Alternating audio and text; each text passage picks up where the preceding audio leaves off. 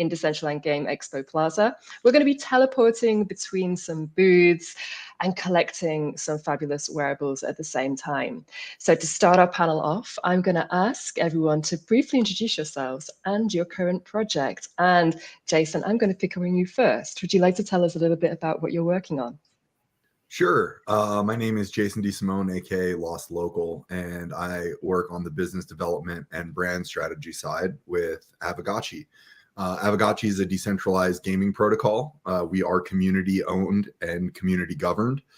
We have fully self-funded, and everything that happens in our ecosystem is voted on by our DAO. We are approaching the launch of Gotchi Chain, which is an L3 dedicated to crypto gaming.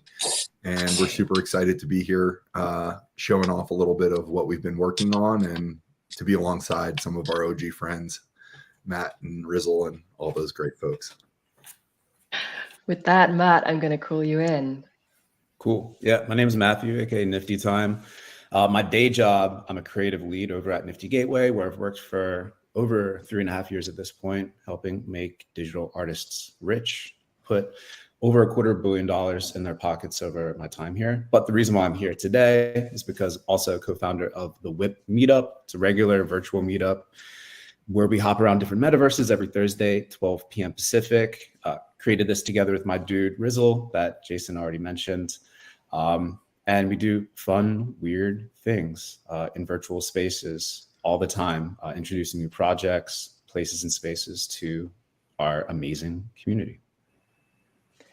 I would say we've got a bit of a tie-in today. So after this space finishes, we are going to be jumping over to the WIP Meetup. We're going to be giving more details at the end of this panel, but we're going to be jumping in and collecting even more wearables and having our crazy anarchic WIP experience after this panel. So if you can stay with us, just a heads up that we're going to have a double session to celebrate day 2 of Decentraland Game Expo. Lisa, can I bring you in? Yeah, absolutely. I hope you can hear me, and thanks so much for having me, Bay. And I feel very privileged because I'm a reporter and a writer in this space, and I get to meet with a lot of the projects, a lot of the games across various ecosystems. So yeah, I'm happy to be here and delighted to participate. And I also created the first Irish pub in the Sandbox, but I'm hoping to create an Irish pub or an Irish street in every metaverse. That is the goal. So yeah, I'm delighted to be here and delighted to discuss cross-compatibility. That's a super worthwhile goal. I'm with you on that one. Felix. Hey everybody, I'm Felix Norden, also known as Felix Norden all over the webs. I am doing a lot of things in the space. I'm here today mainly representing Neo Tokyo. So I'm the head of the dev division and one of the community leaders of Neo Tokyo. For those who don't know what Neo Tokyo is, it's founded by Elliot Trades and Alex Becker, and it's focused around being like a crypto gaming Illuminati who's now these days is kind of transformed into a big group or a big network of builders around the whole crypto scene, which is very, very interesting. Outside of that, I tend to keep myself busy with a lot of different things. I am mainly running my own company that is known as Mure, which focuses on like transactional infrastructure and making it easy for people to fundraise. And that is because I have backgrounds in the tech scene, but also heavily into the venture capital scene when it comes to Web3. So pleasure to be here. It's an absolute pleasure to have you and everyone on the panel today. I think before we start diving into the big topic, which is compatibility, we're going to take everyone in Plaza on a little tour to the Aavegotchi booth. So we're going to be jumping. So if you are in world with us right now, I encourage you. There's about close to 300 of us listening in live right now on the various channels. If you are not yet in world, jump into Decentraland 0821. You are going to be greeted by a lot of community members in there that can kind of show you the ropes if this is your first time. If you're already in there with us right now, I'm going to be just looking across onto my other screen. And I'm going to be typing in the chat box our coordinates. So we're going to be jumping to -274, which is the Aavegotchi booth. You can see it makes a hyperlink if you are in there with us right now. Just click on that, and that is going to transport us across. So Jason, I'm going to bring you in first as we approach your booth. Now, here we go. And can you tell me a little tiny bit about what cross-game compatibility is for Aavegotchi right now as we explore this space with you. Sure. I think our ecosystem is actually a great example of that in its own, right? So as we approach the launch of Gotchi Chain, we'll be going live with likely over a dozen titles. Our characters, some of our gaming assets, and of course our tokens are going to carry over across all of those titles, so that when you're playing any games in the Aavegotchi virtual console ecosystem, you'll see some uniformity in those assets and in those tokens. I think on the on a bigger scale, when we talk about cross-platform and cross-game compatibility, I do think that this is all following very similar trends to the way that we saw trade and commerce develop in the real world, where once we see the acceptance of currency or tokens from one ecosystem to the other, I think those are going to be kind of some big signals of collaboration and the beginning stages of how games and ecosystems choose to interact with each other. And that's part of the reason that we designed our gaming ecosystem the way we did. We wanted to create one uniform experience where someone could come in and play MMORP or a casual, hyper casual game, but still be in that same IP and asset realm. So you have the sense that you can come in and play different MMOs, different ways of interacting, but still being in the same overarching universe. Right, and have some similarity in the assets that are being used. We think that the crypto element of gaming is going to be a bit of a learning curve for many people. So obviously folks, they're used to having digital assets in different iterations in current games, but we do think that creating some uniformity on like the financial ecosystem on the back end across multiple games is going to be, inviting and comfortable for a lot of folks that this is going to be newer for. Matthew, can I bring you in? How does that compare with your definition right now of cross-chain? Cross-game, cross-chain. Yeah, so the way that we've thought about it within the WIP context specifically, because we're just like this traveling menagerie of crazy avatars basically, and that like the technical, I guess, roadblocks that we run into from time to time have to deal with like avatars, like porting your virtual identity that you're used to in like Decentraland over to Crypto Voxels or Nifty Island, blah, blah, blah. Like those are the technical barriers that we're running into, but most of these projects are open to supporting the avatar, generally accepted avatar types, the GLBs, Crypto Voxels being an exception. But that's been the only technical thing that we've had to consider for the most part. Other than that, community itself has been that bridge between the different virtual spaces and chains and things like that. And with the community to kind of leverage that and be able to hop between chains and different games and spaces, it's about creating like a regular ritual that folks can rely on, right? So the fact that we meet basically every single Thursday at 12 p.m. Pacific never ever changes. That's been a great way to have that audience that you can travel around and hop around with and give them whatever specific instructions they need to know to join a specific game or place. So there's a sense that for you, the community, giving them that static space, that predictable meeting point, that means that your community is almost like providing this cross-game kind of moving menagerie itself. Exactly. The regularity does a lot of the heavy lifting for you, right? Depending, every week is going to be a different experience, a different world, potentially leveraging different chains, right? Some like non-EVM chains too. So if you have that regular group that you're able to hop around with, the incremental kind of communication of what's different compared to something else is that much easier, because you have the people to actually say things to, as opposed to shouting out into a void with like, hey, if you have time, come over here, do this long laundry list of things in order to join in. It really does mitigate that huge challenge that pops up whenever a new game pops up that is on a different chain, or all those different variables that you have to contend with for the different experiences. Felix, I see you nodding. How does this compare for your perspective from the new Tokyo side? I mean, it's a very, very interesting problem / conundrum that we're facing, both the cross game side and also the cross chain side. Cross chain is definitely more difficult because having multiple instances of one asset like an NFT isn't necessarily a good thing.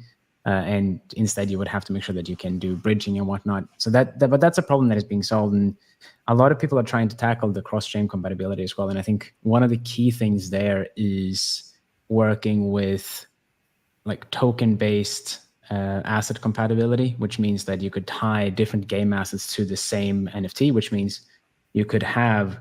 I think there are some standards that are coming out for that as well already.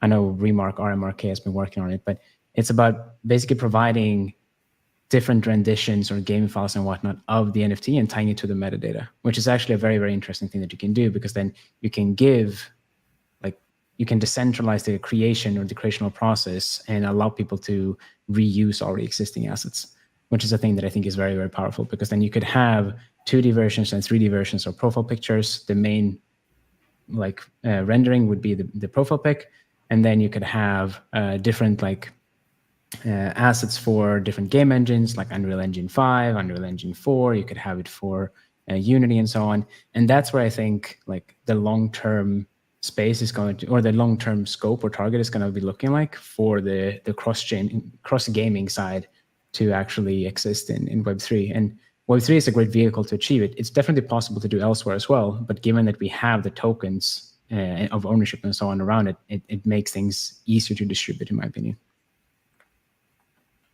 Lisa, from a journalistic perspective, how does that compare to your definition right now?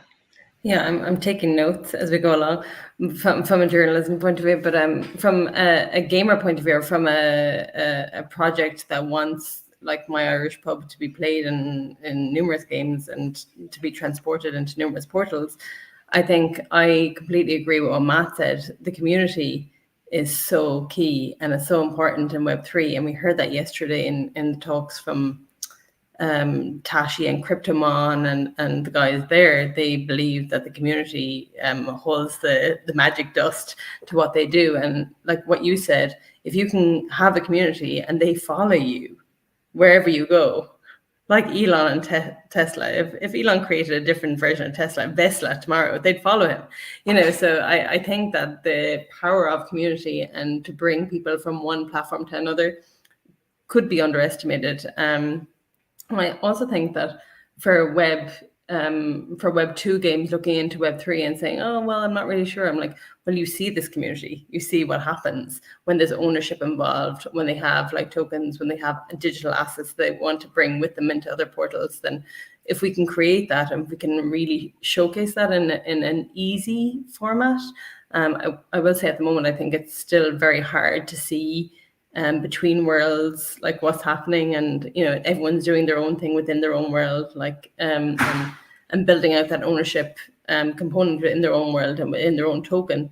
But if we can start to see that cross compatibility and interoperability between worlds, then I think that will really showcase the value of Web3 to another level, and it would really contrast to what we see today in Web 2, because the Fortnites and the Roblox of the world, which are amazing and have like millions of users, but they're very about themselves, and promoting their own brand and having their own assets and having their own ecosystem, whatever.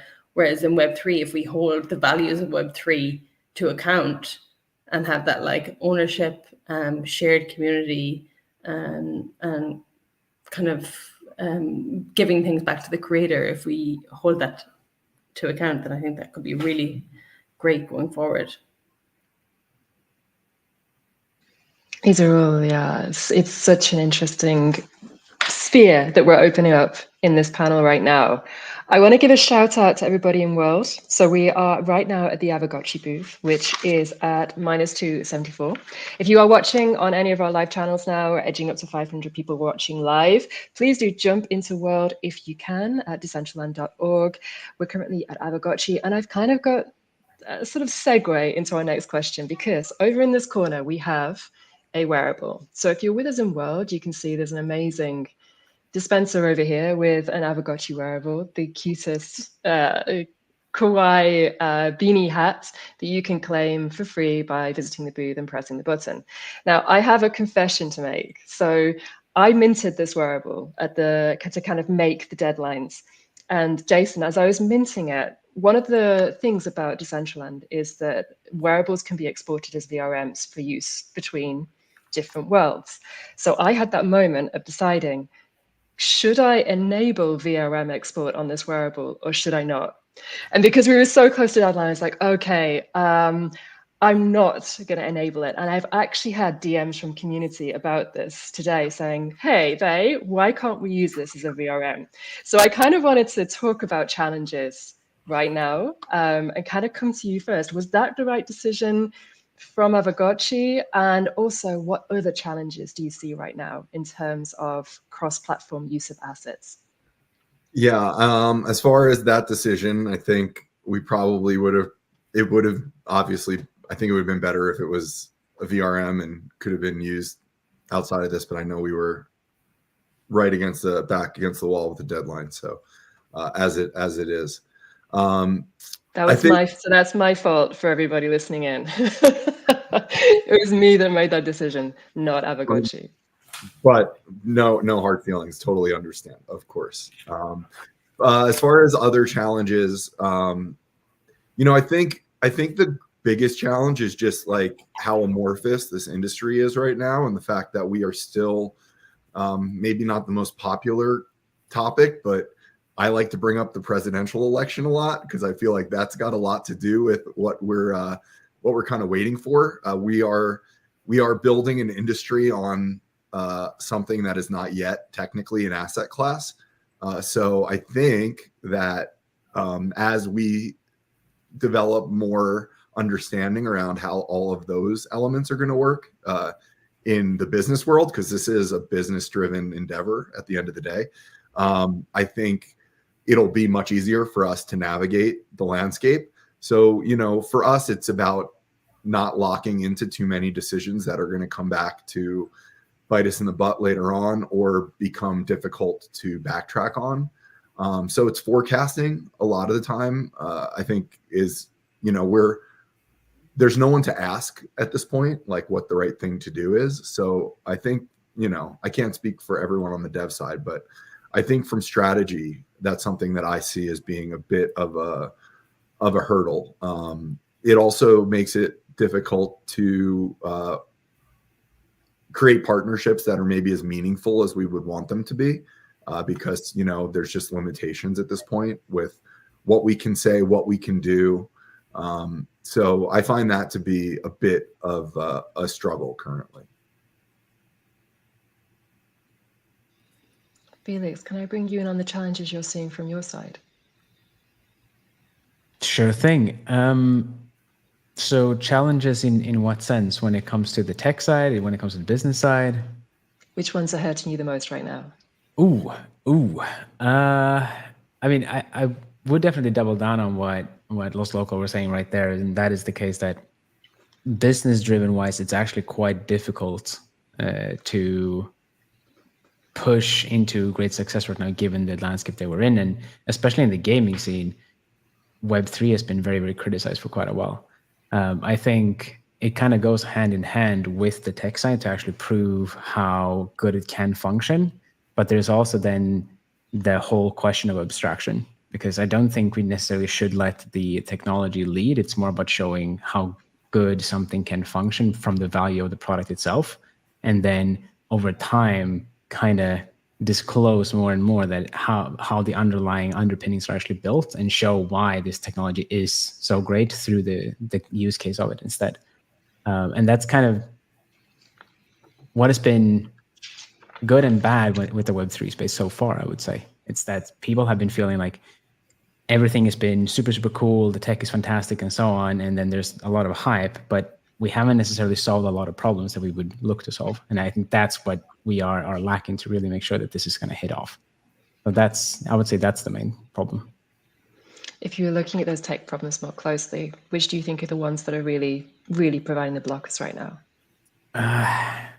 Barrier to entry, I think blockchain understanding and interfacing with the blockchain is the biggest thing from a technical perspective, because even though the dev scene has matured a lot over the last few years, like I got into the dev scene of Web3 in 2021, and the toolkits that were around then were bearable. At this point in time, things are going super, super well. Things are way, way, way better, and we're really catching up pace. But with that, the learning curve is also growing. So it's hard for people to learn about the concepts of blockchain, and it's also intimidating to a lot of people. So I think that's the biggest problem in getting people to understand that the blockchain more often than not is a smart database, at least for the cases where we have the EVM and Ethereum and so on to work with. Mm-hmm. Cool. So thinking about that barrier to entry as being this big blocker, and even widening that barrier out to what we're talking about now, which is that being able to access this in whatever platform, whatever chain you choose. Yeah, exactly. Matt, can I bring you in as well? Yeah. So honestly, all these challenges and obstacles are like, for the WIP itself, opportunities. With our community, the infinite game that we like to play is exploring the bleeding edge of this kind of like crypto powered virtual sector. And with these challenges, there's always going to be new solutions. And there's a lot of solutions and attempts at solving or sanding off some of these rough edges that pop up. And that's what we love to present to our community, so that we can get like a real-time litmus test of, oh, this is a order of magnitude improvement over approaching this side of things, or oh my God, I can now bring in and port whatever I've been excited about in the space into this new project, et cetera, et cetera. So the fact that there's distinct challenges is great, because that just means there's going to be more people taking shots on goal with very cool, novel innovations and getting those in front of real regular users to see how it responds.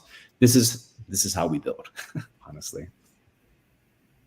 So for you, it's just an opportunity. Like you see these barriers to entry for you, they're just an opportunity. It's how you build. Exactly. And again, like the WIP itself is optimized for this exploration, for this like beta testing live together with other folks.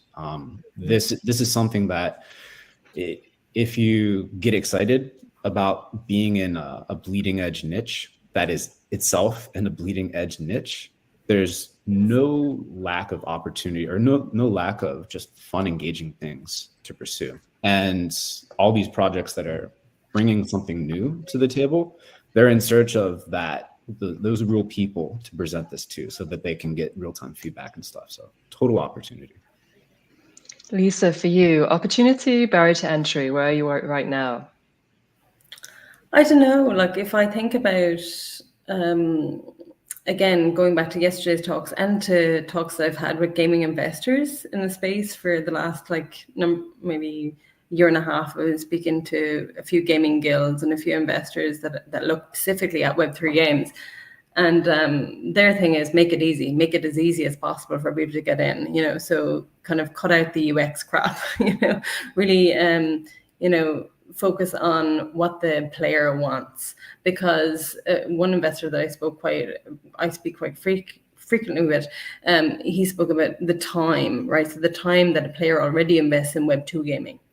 So you're essentially tapping into a little piece of his time, and maybe converting him and maybe asking him to consider a Web3 game. And then he really likes it. And then he understands it. And then he gets involved in the community. And then he's like hooked, right?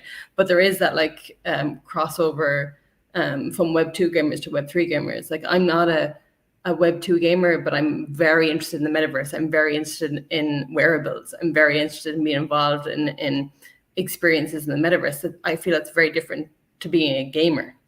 But if you're trying to convert a gamer, gamers are already invested. in the Web2 space. They already spend hours in Fortnite, hours in Roblox, hours in Minecraft, League of Legends. There's like Zelda. There's like so many games that are like up there. And even looking in the conversations over the last few weeks in different gaming conferences, and yours specifically, Bay, yesterday with Tashi and Cryptomon and a few of the guys, like they had listed like maybe 5 or 6 games in the Web2 world that they love and that they are go-to for them, you know, when they're in a different mood. So I'm like, okay, well, you know, you need to understand that they have excellent UX experiences for their users, for their players, and you need to match that. And if you're not willing to do that, then you need to provide an ulterior motive for them to get in, and that is the cross compatibility, that is the bringing assets, the ownership side of things, the tokenomics, the financial and emotional incentives of being part of the game. So we need to be very like bullish on communicating the values of Web3 in comparison to Web2, and not try too much to be to be a competitor to those games. You know, those games are already have millions of users. They have all our Web3 players already. So let's differentiate ourselves. And I think that compatibility and sharing of assets could really be a cool differentiator if we allow it to happen in a very I don't know how to make it in an organic way, because it's very hard. I'm not a developer, and I know it takes years to make these things work. But if we can make it work, I think the standards of digital assets across Web3 games could be very interesting in terms of ownership.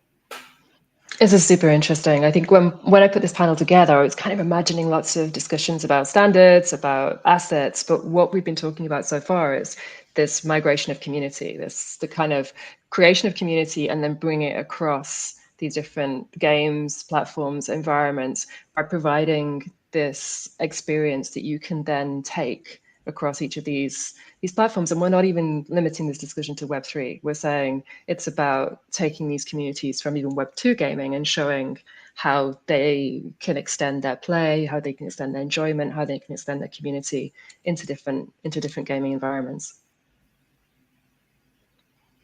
Okay, we are going then to do a bit of jumping ourselves. So we're going to jump back to Decentral and Game Expo Plaza. We're going to be at 081. For anyone joining us in live across the various social channels, we're in Decentraland right now talking about cross-game compatibility. We are having an amazing panel. We're going to be jumping though in world from where we are right now, which is the Abergotchi booth, to the center of Decentraland Game Expo, which is at 081. And as we do that, I would love for our panelists to think about examples. So we've already had this great example of the WIP Meetup, big plug. We're going to be heading there after this panel to experience some of this for ourselves. But examples beyond that, where do you see this working right now in terms of cross-game compatibility, whether that's limited to Web3 or widening that discussion up into something that's working for you in other communities? Felix, would you like to take that one first as we jump?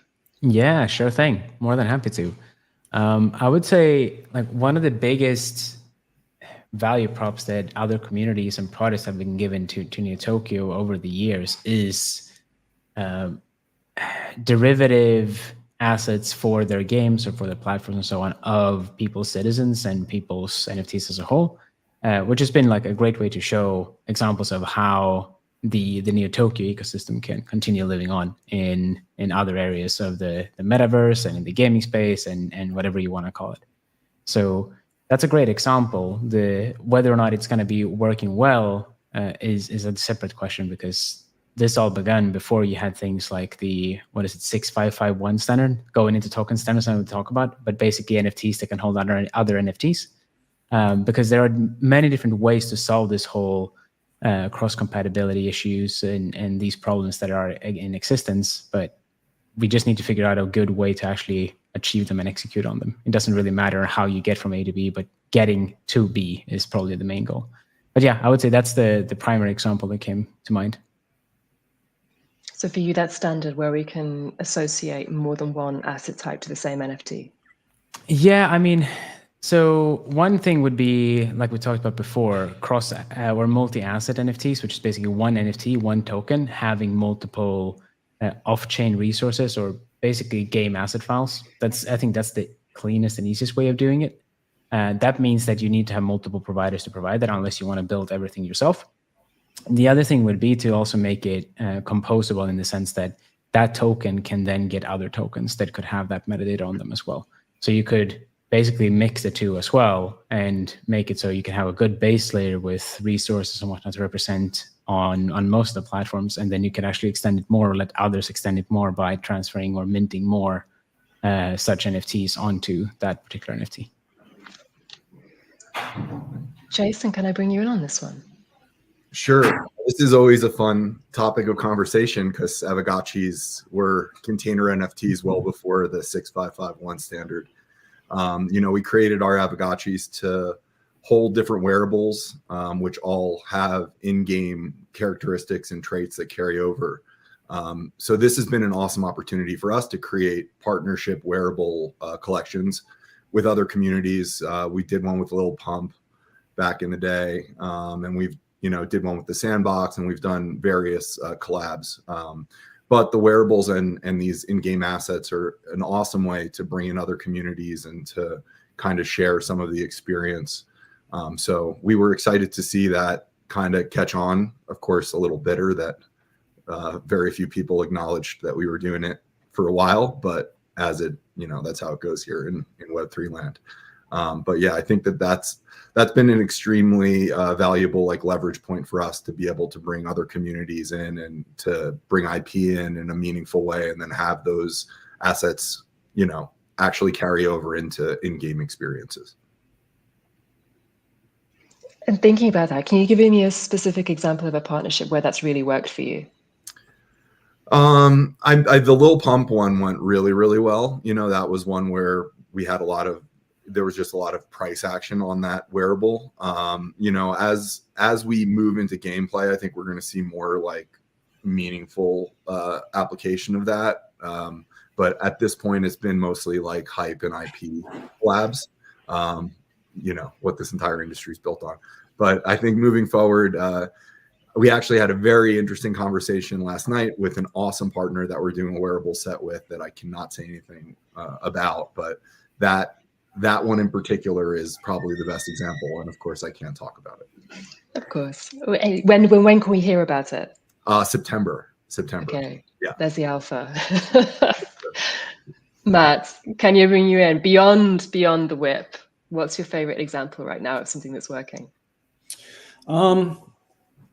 I don't know if I would say that it's working 100%. I feel like what Nifty Island is doing offers a glimpse at a potential working future where Nifty Island itself is sort of acting or presenting itself as a potential platform for multiple communities to bring in their IP or whatever in game, and kind of throw multiple communities in together and bring reducing the gap between these different community groups within the context of their gaming space or gaming world, and reducing that sort of proximity, or making the proximity much more powerful and just visualize within the game, and shooting one another in a game, and it's oh my god, there's a Bored Ape over there I just murdered. Or oh, an Aavegotchi ghost that just murked me from behind. Things like that bring folks together in enjoyable context and experiences is great. I don't know if that is the form factor to help kind of bring these projects together, to kind of stimulate interaction that can then in turn result in maybe closer partnerships somehow. But that's been one of the most interesting experiments I've seen play out recently, trying to merge or bring together multiple different communities. I should have a big shout out to our Nifty Island Decentraland crossover community as well right now. You can see there's a LAN party going in Decentraland in 0821 Plaza. A lot of our community are very active in both worlds. So shout out to all the DCL people that are migrating between those two environments. I know there's a lot of crossover on our side too. Lisa, what for you is working? Yeah, I love the whole Nifty Island concept, the whole idea that there's already existing communities that are really passionate about their projects. and they want to engage and interact in different ways on one island or one platform or one metaverse or one virtual environment. That's really interesting to me. I saw that Sandbox and Upland announced a recent collaboration. I think that could be really interesting. And I think I'd like to see where that's going to go, because these have already built a base. They have the brands, they have the buildings, they have the users on the platforms like Decentraland has. And if all of you guys start connecting together and allowing for shared assets and shared digital assets, then I think even the smaller players that come in, or the smaller virtual environments that come in, can like latch onto you and create branches or create arms. So I think that's quite fascinating, and that's been allowed to happen organically and happen through OMA3, which I like the idea behind that. And I think, like, I work with another project called Site Network, and they have an idea of having like a replica of physical experiences in virtual worlds, and they've partnered with tourism bodies across the world. So they have a network in New York called the New York Culture Club, and they have a network in Wales. And what they want to do is, like, they want to replicate physical cultural experiences in virtual worlds. That's quite interesting. If you can connect those dots and have people that can experience from, again, going back to my Irish heritage, I suppose, is like, I'm here in Ireland and we're everywhere. Like, Irish people are everywhere. So I'd love to connect with the Irish people in New York or Beijing or wherever they are in the world. And I think a virtual space is a really interesting place to do that. And if we can share assets and create business models and create wearables and create events and stuff out of those places, then I think that could be really interesting. But yeah, successful activations at the moment, I'm seeing, like in Decentraland, you're doing it by bringing everyone together, right?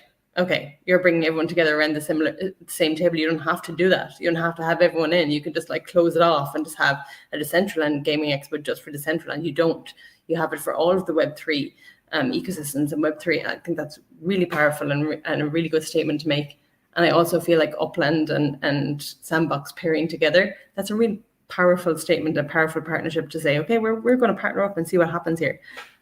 So yeah, compatibility and cross-world collaborations are really interesting. And like the guys were saying with Avagachi and Felix and Matt, you're doing it already. You're jumping in and out of worlds and making partnerships within different worlds. It would just be nice, I suppose, be able to communicate those what's happening a little bit clearer, into the Web2 world and into the Web3 space in general, rather than being about like up and down tokenomics and that kind of stuff. Let's communicate what's happening in the space and tell the stories, because this is what you're doing. And well, I'm here. I'm happy to write some stories for you guys.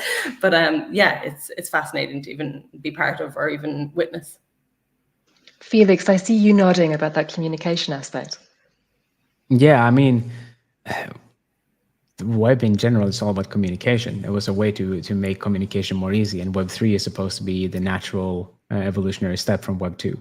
So I definitely agree, and it's a very, I feel like the main thing that we need to figure out is how to have a good platform of any way, sort of shape or kind or whatever, where people are feeling like it's easier to connect and have that like meeting point. We have a lot of them all over the Web3 space, but we're very fractionalized in that sense. And it's great to have access to all of them, but that also becomes very, very noisy. So it's like a balancing act between finding a select few things, which you have in all these beautiful communities that we have today, but also then figuring out how to cross-pollinate and really make sure that everybody is getting along and are in the place where they want to be. It's similar to like big organizations. I used to work within Amazon, and that was one of the typical things they have there. It's like you should work in a team for a couple of years, and then you should try and split up those teams and cross-pollinate to make sure that everybody gets to interact with each other and build a strong, tight-knit, stronger collective. And that's kind of what I feel like we're describing here as well. Yeah, it's some really interesting points coming across. I think if you are within the Decentraland community right now and you want to be part of this discussion, please do send us the questions. You can leave them on the LinkedIn channel, you can tweet them on Twitter, X, you can comment on YouTube. It's all coming in right now on StreamYard. We are live across all of those channels and also into Decentraland Plaza itself. So it feels like we've got a little bit of cross-platform going on as we speak in this panel. And I kind of want to bring us back to this idea of what the future holds. What is the ideal that we're working to in terms of cross-game compatibility? So yeah, that kind of visioning, what do we see as the ideal going forward in the next 3 to 5 years in terms of perhaps Web3 or wider? What do you see as being this ideal that we're all leading towards? And I wonder, I think, Matt, would you like to start us off on that? Damn, that's a far-reaching question. I wish I had more time to percolate on this.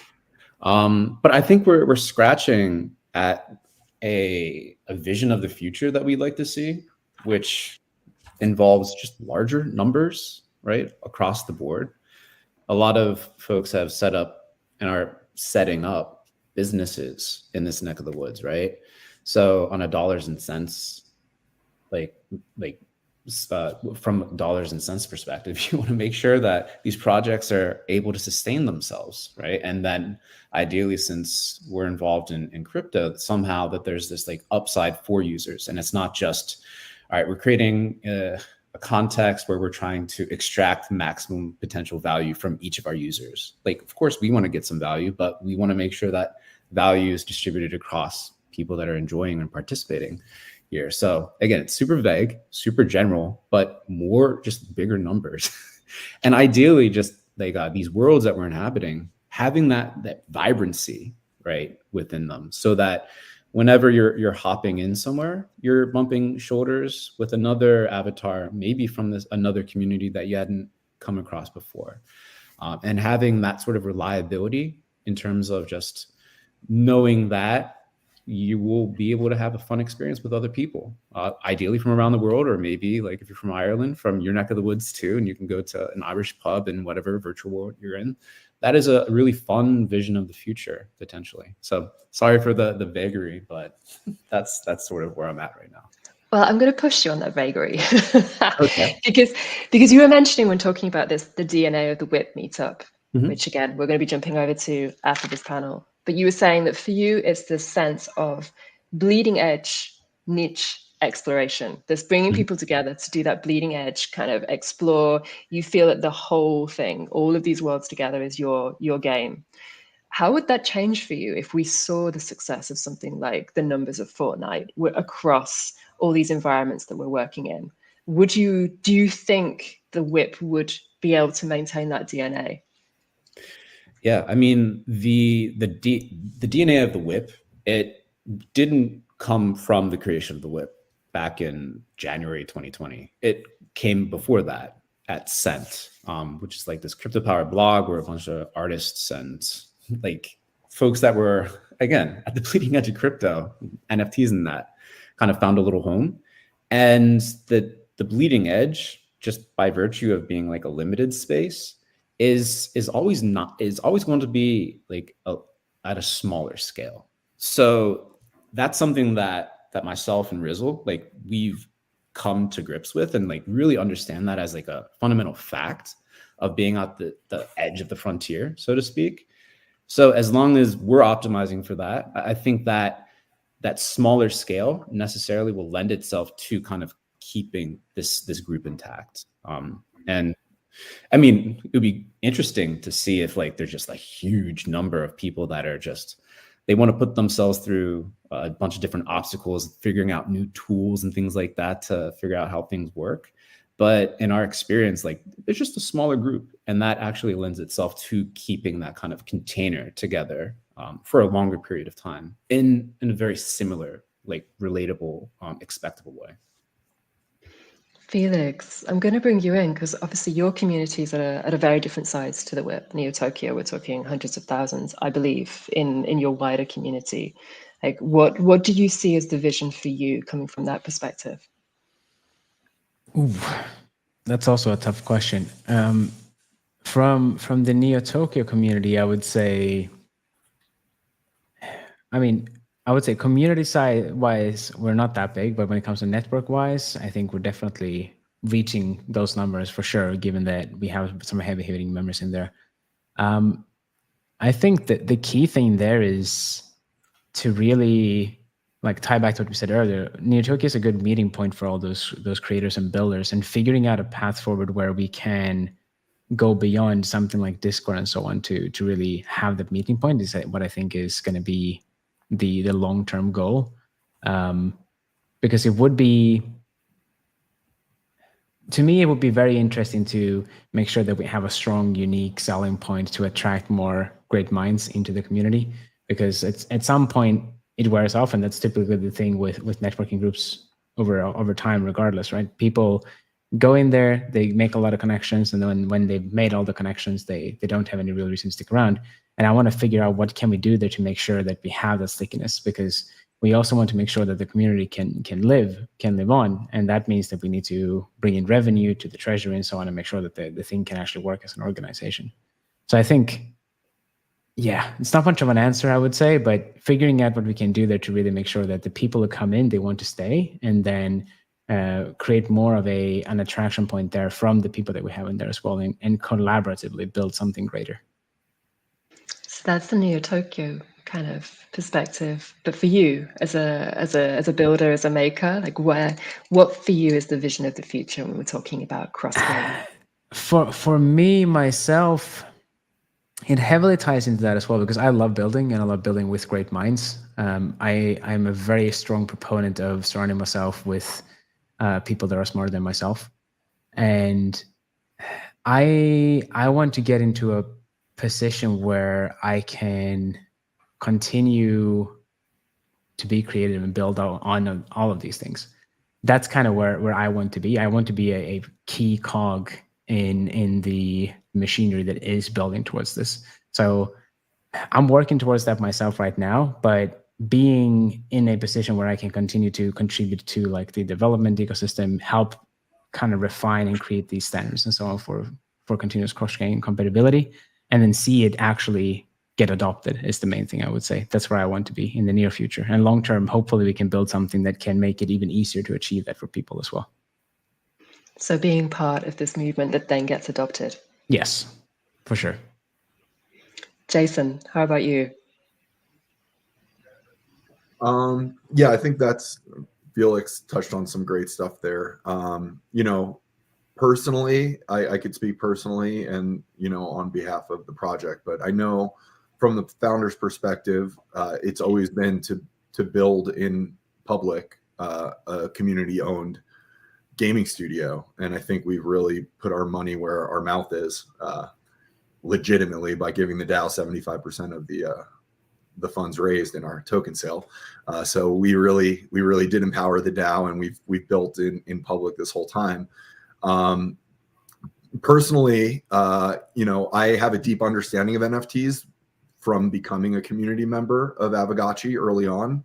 And from my perspective, it's really my goal to build this and develop this brand as much as possible. I think the vision is something that is very honorable, and I believe in the project. So I feel like it's a great platform for us to educate, people of all ages of, what the future of gaming can be.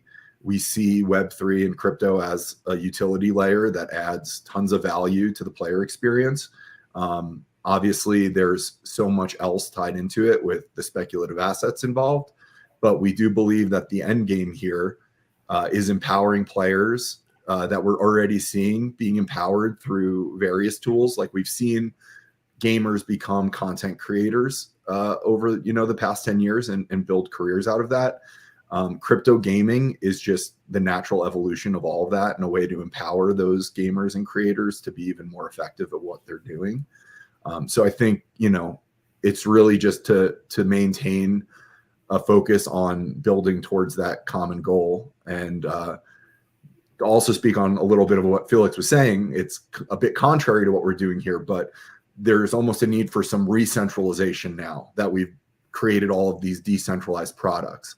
We need to figure out a way to take all of these communities that have been working in their own individual vacuums and now bring them together. And that is why Nifty Island was such an awesome project. I think they did what a lot of other projects were claiming that they were going to do over the last 2 years, which was really not that big of a lift. It just took a little bit of selflessness, and I think being open to allowing these communities to come participate in a way that was meaningful for all of them individually. So I think that we're just going to see a constant evolution from here, and we just want to be part of that evolution. Lisa, I'm bringing you in, your vision. Oh, I absolutely agree with the guys. And I think you've said everything that I could possibly say in terms of like the vision for the future of Web3 gaming. I think, as you said, we've seen builders and developers and projects build amazing technology now, you know, with Decentraland, with Avogotchi, with everything that everyone's built on the panel and elsewhere. And I think that it's time that we kind of re-centralize it and bring it back in and showcase what it can do and showcase the offering. I think cross-compatibility and portability of assets could really show off what sovereignty and ownership can bring to the table in terms of gaming. And also from my point of view, I suppose my vision, and it's a small but big one, but in the physical world, we have an Irish pub in every street or in every village. I want to bring an Irish pub to every metaverse and every virtual space. And I want to make sure that cultural heritage and identity is maintained and showed off and really brought into the virtual space, as well as new identities, whatever, but Irishness and Frenchness and, you know, United Statesness and Japanese and whatever. I love that. I love looking at the history and seeing how we can relive history and relive culture and heritage and bring it back in. But portability and reducing friction, I would say, in order to get people in. I'm copying some of what the guys said yesterday on the panels, but reducing friction in general for users to just jump right in and collect the wearables and get involved. I think that would be really cool to see in the next few months. So I'm going to do some plugs based on what you just said. This is the VRM export in Decentraland. So if you're new to Decentraland and you haven't played with this yet, have a look on your backpack, jump to your backpack on your avatar. So you can get there by hitting your little circle in the top right-hand corner of the screen. And then you'll see next to it, there's a thing that says VRM export. So if you click on there, you download your VRM file, and that just goes directly into your computer. And you can see that one of the things in my equipment right now is that what I mentioned with Avogotchi, that I haven't enabled VRM export, but we can. So we can mint some second edition of this for all community members. Kim's just confirmed that we can do it, that if Avogotchi, you can give us permission to add this to VRM export. It means that we can export that, the beanie hat, and that can be then used in all other Metaverse virtual world environments that accept the VRM standard. But you can see that everything else that I'm wearing can be exported, and then I can just export that as a VRM and take it wherever I go. So if I unequip that, I can export it, and then that downloads as a file directly onto my computer as a VRM. That's super cool because then I can wear that across all of my world. So on Cyber, Nifty Island, anywhere that accepts the VRM. Back to Decentraland Game Expo, so I can close this down. Oh, if we go. And you can see that there are various booths. So this is your first time in Expo. This is the first Decentraland Game Expo that we've put together. And it was really important for us on our side to show this kind of inter-game compatibility. So you'll see there are 26 different booths from different games, from across chains, from across mechanics, from across gameplay, and you can jump from those booths to another. We're going to be doing that directly after this panel session in our very fun, immersive WIP tour with Matthew and Rizzle. And I think, Jason, you're going to be joining us as well across platforms on the Meme Explorers Discord, where we're going to be having voice for that. But before we wrap up this panel, I'm just going to check with Kim. Do we have any burning questions from the community? And you see, Hey everyone, hi. we are good. We've been answering questions in the chat as they come up, so I think you've covered everything, but great reactions overall. Awesome. Well, I'm going to then open that up to a cross-panel compatibility session right now. Perfect. And I kind of want to get some questions going all ways. So I know that Lisa, you're going to have some questions. Jason, Felix, Matthew, is there anything you'd like to ask to anyone else on the panel in the last 5 minutes of our session?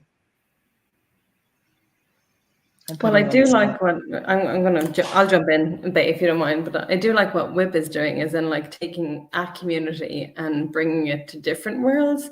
Like, how do you decide what world you're going to jump into, what event you're going to take part in, or, you know, where you're going to be? Is it just a consistent, regular slot you do every week, or? Yeah. With the regular schedule, it's, I mean, doing this going on 5 years now, it is helpful because we have this broader network of builders and creators and community stewards that we know. And like, for example, with Bay, we have this informal, like quarterly, Bay has this cool opportunity coming up in DCL. Like, can we weave it into the WIP? Yeah, of course, for sure. Let's bake it in, let's go. Same thing with like Jason Navagachi. Like, I think they've been on the WIP maybe 7-8 times at this point. Like, new updates come up, like Jason, whomever reaches out, we have this cool thing. Is there an upcoming WIP that's open? Yes, let's go. So again, the reliability of a regular schedule, and then just growing that base of participants, builders, creators, everyone, it has created this great flow of inbound opportunities and activations and events. And of course, just each, like myself and Rizzle and the rest of the WIP crew that we've assembled, we all have our own kind of radars that help us lock onto and clock different projects that, again, like we can selfishly schedule in whenever we want. So that's been a huge, advantage, and just makes things a lot easier. I love it. I want to get involved because, you know, you get involved in spaces. And if you're interested in Metaverse and virtual environments, then like this sounds like a virtual world, a virtual way to get involved and be part of the community. So I completely want to learn more about what you're doing. And shoot me in a DM. I was going to DM you right after this to get something set up so we can head up to the Irish pub over in Sandbox. Super. Let's do it. I love this. I love the in-panel networking going on. So, Jason, how about you? Any questions for the rest of the panel? No, I'm still a little sore over the original Neo Tokyo Mint, but I'm not going to bring that up on this. Even though it was in the contract and I had followed and did everything I was supposed to, but Alex is not the one to discuss that with. So I will stay quiet for now. I burned a lot of money that mint. I still get goosebumps and shivers. I wanted to ask you one question though, because I know Avagachi has been very, very good with a strong, tight-knit builders community and so on as well. And I know you've had like challenges and so on, and like creative hackathons and so on. So is there anything you can hint on, like pioneering that Avagachi is going to be launching as a DAO or a community in the future? Because I mean, as you mentioned, you were ahead of the curve when it came to composable NFTs and so on. Yeah, I think at this point, we've almost got too far ahead of the meta. You know, everyone's got a TGE going on and our token's 3 years old. So we've kind of used up a lot of the tricks early on before a lot of other projects did. However, you know, one thing I think that was very innovative that I didn't mention that I do want to mention is that we built on the Diamond standard, which was very early on looked at as maybe not truly in the crypto ethos because it was able to be changed, but that allowed us to avoid multiple, migrations and bridging, which allowed us to not alienate our community. So, you know, I think that was a really good example of where, back to like the decentralized and centralization discussion, where, you know, you have to kind of take into account what it is you're trying to build and do what's best for the project there. I think right now what's kind of the most interesting thing we're doing is our player progression and the way that we're building profiles and the profile system out for players that access our games directly through the virtual console. There's going to obviously be all of these different ways to access our games, and there'll be incentives for people if you're using Hyperplay or Carve or OneKin or any of these, third-party companies. But we're working very hard on creating like a very strong player profile and player progression system inside of your Aavegotchi gamer player profile. And there's some stuff there that I think we're doing that's a bit innovative that I can't really discuss. But I think that that's kind of where we're putting a lot of attention, because we think that players on-chain identity that's like the holy grail moving forward, is that gamers are going to now be able to take all of their accolades and all of their achievements from one game to the next. And we want to make sure that people are being rewarded not only in our gaming ecosystem for things that they've done in our ecosystem, but as good stewards of Web3 and the NFT communities that they're part of. How can we create player incentives that tie into different gaming experiences based on those like Web3 profiles and identities? Jason, I think we could continue this panel for the next hour. It's been an absolutely fascinating discussion. I know that we've got to jump across. So if you are in World with us in Decentraland, we're going to be doing a tour right now with the WIP Meetup. So this is your first WIP and first Decentraland. You are in for an absolute treat wherever you are in the world. It's going to be really, really fun. So just before I do, I want to thank everybody. So Lisa, Jason, Felix, and Matthew for joining us on this fascinating panel all about cross-game compatibility. And yes, please, I'm going to be dropping the Discord links into the in-world chat. We're going to be jumping now. Our voice, I think, is going to be in the Meme Explorers Discord. If that confuses you, don't worry. I'm going to be putting the links in the chat in world and also on the socials. So thank you to everybody. It's been such a fun panel, and I look forward to seeing you later on at the WIP Meetup and also in a few hours' time when we're going to be doing our second live panel discussion of day 2 of DCLGX. Thank you all so much. See you soon. TikTok, motherfucker. Bye-bye.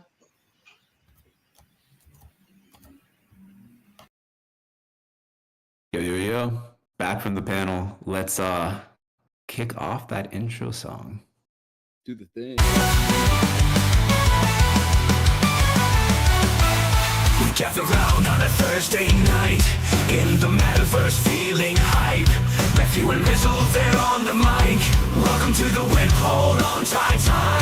Lightning strikes, the energy's high. WIP fam in the virtual sky. New speakers, new stories, don't be shy. Crypto knowledge, we're in the know. Oh my! WIP fam, we break virtual worlds. Hear the thunder as the lightning twirls. Paradox behind the lens, making moves. Right on the audio, no time to lose. Show's got the afties, let the good times cruise. Show's got the afties, let the good times cruise.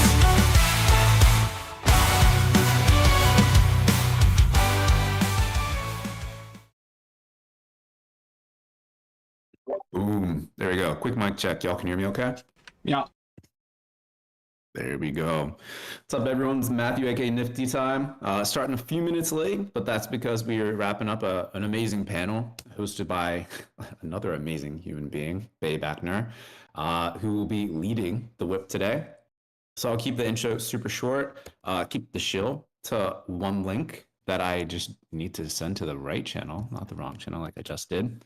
Rizzle and I, we zoomed out and we had an awesome conversation the other day. This is the last Mars for the next 2 weeks because we're going to be on vacation. Check it out. Leave your thoughts. Give it a free mint if you want to support the show. That's always appreciated. But really excited to jump into Decentraland today. The Game Expo has been going on. We're on the second day of that. And we're going to be hitting up a bunch of booths. Jason from Aavegotchi is going to be taking us around. I'm very excited to interact and go in world after being on that panel and like watching what was happening in world around me. So with that, I'm going to shut my mouth up, pass the mic to Rizzle, who's been waiting to get this hype train rolling today. So Rizzle, dude, take it away.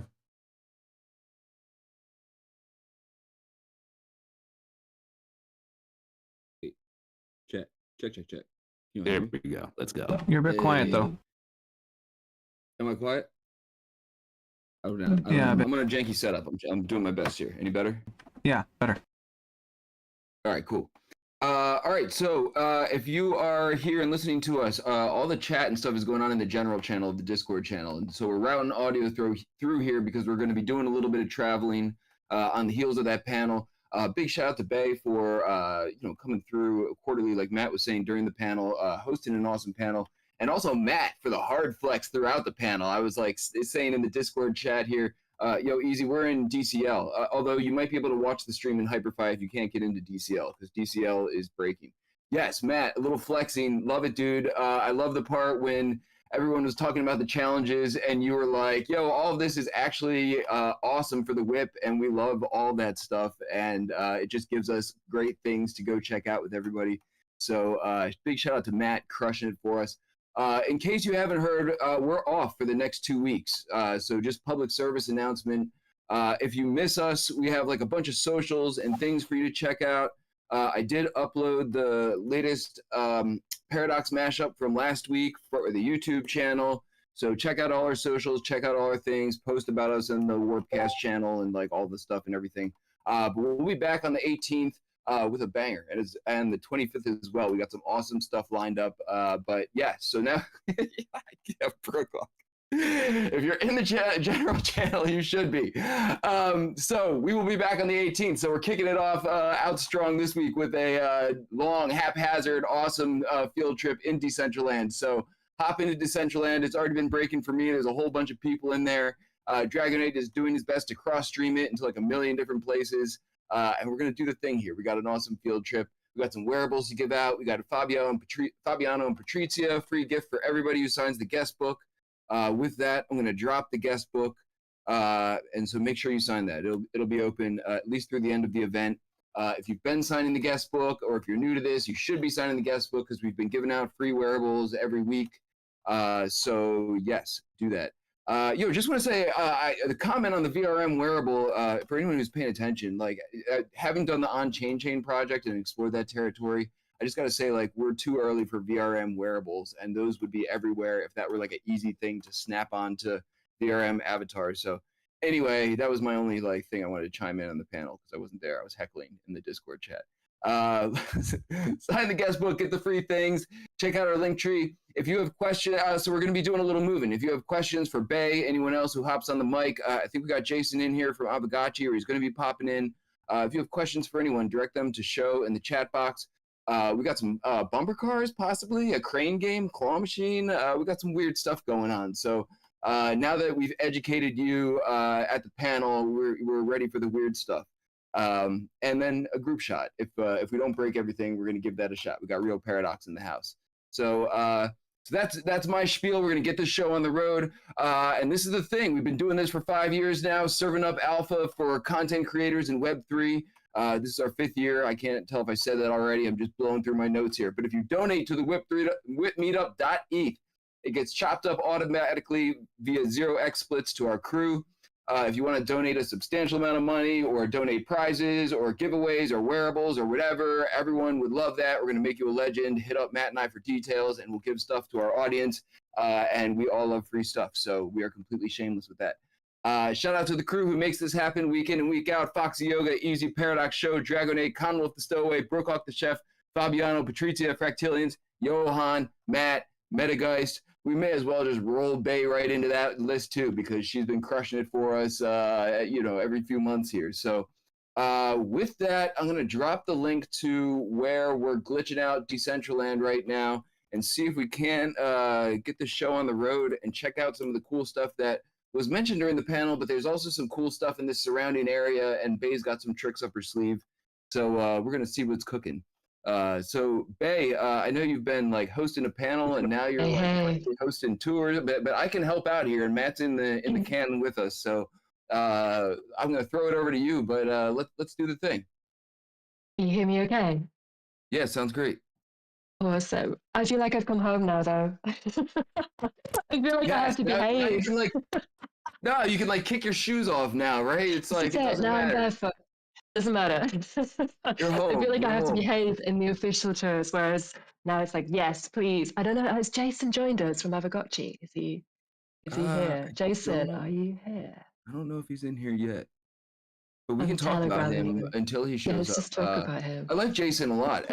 Honestly, I was saying that in the chat. I've done stuff with Jason in the past. Matt mentioned we've had him on, and the dude is just like a through and through believer in Avagotchi and what they were building from very early on. So I'm a fan of his, and can talk a little bit about Avagotchi if we can't wrangle him in here. But otherwise, maybe while we're wrangling, if we want to take a look at some of the other stuff around here, there's a million things going on. Yeah, I mean, of course we can. So the background is this is the first Decentraland Game Expo. It's kind of huge. It's sort of expanded as we were making this. So the brilliant team at Decentraland asked me whether I could produce a gaming event for the first time, which is like, yes. And the brief that we had was we wanted to show as much of the cool stuff, the innovation, the teams that are doing really awesome things in Decentraland, as well as all the amazing creator studios in Decentraland itself. So we started off by putting out a game jam call to everyone that wanted to build in Decentraland. And you'll see if you have a look at the map, there are like 4 massive 4x4 games in each corner of the map itself. So if you need to Decentraland to see the map, you sort of click on the top left-hand corner, and then you can see kind of where everybody is and what's going on. So in the map, there are these 4 huge games that were built specifically for the expo, and that came through the game jam. We had like a $17,000 prize pool in mana. I don't know what the prize is. The pool is now is kind of going up and then it's going down, but a lot of mana, 40,000 mana, I think it was, to give to game developers that wanted to create something. And then also I started kind of calling around, asking people what are the coolest projects going on right now. And hey, Fraxodians, hey. And we kind of decided that we should have these 26 booths kind of showing some of the coolest games and studios right now in Web3. And that's what we've got. So people like DeFi Kingdoms, Avagotchi, Chibi Clash, Kmon, Motordex, games from all kinds of different blockchains, but all doing really cool stuff in terms of games. And this is what it is. So we've got these 26 booths that we can all walk around. I think about 15 wearables in booths plus zone quests. So there's a quest each day where you can go to 6 different booths and get a wearable emote. So if you're in World and you can see people kind of shooting voxels, that's the wearable you can get. It's an emote by completing one of the quests today. And then if you want even more quests, you can pick up tickets from the games themselves and then go and use a giant claw machine in the center of Plaza.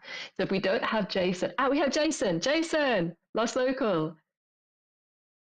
Can you speak? Hey, how's it going? Hey, I was saying we can kind of relax now. Sorry, I'm new here. Do you want to go to your booth? Do you want to tell us?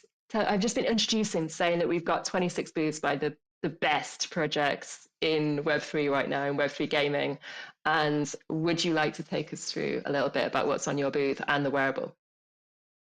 Sure, I'm doing this blind, but I'm pretty familiar with the booth. But yeah, this was super last minute. We are so grateful to have the opportunity to partake in this, and it was really fun to watch the booth come together. One of the cool things I think about our booth is that we're showing in many ways the evolution of the project. Avagotchi was proudly on chain from the very start, and that's why we started as adorable pixel art. But as we've evolved and we moved towards the launch of Gotchi Chain and our L3 and building more AAA gaming experiences, we obviously needed to take our characters and all of that art into the next level, which is 3D. So the big Gotchi floating above our booth is a great representation of our base character in 3D. And then you can also see a handful of some of our original 2D avatars, the original NFTs that people were able to mint back in the day. So in addition to that, we've got some screens that show some of our gameplay. I believe we've got some Spirit Force Arena footage playing there. Spirit Force Arena is a first-person shooter.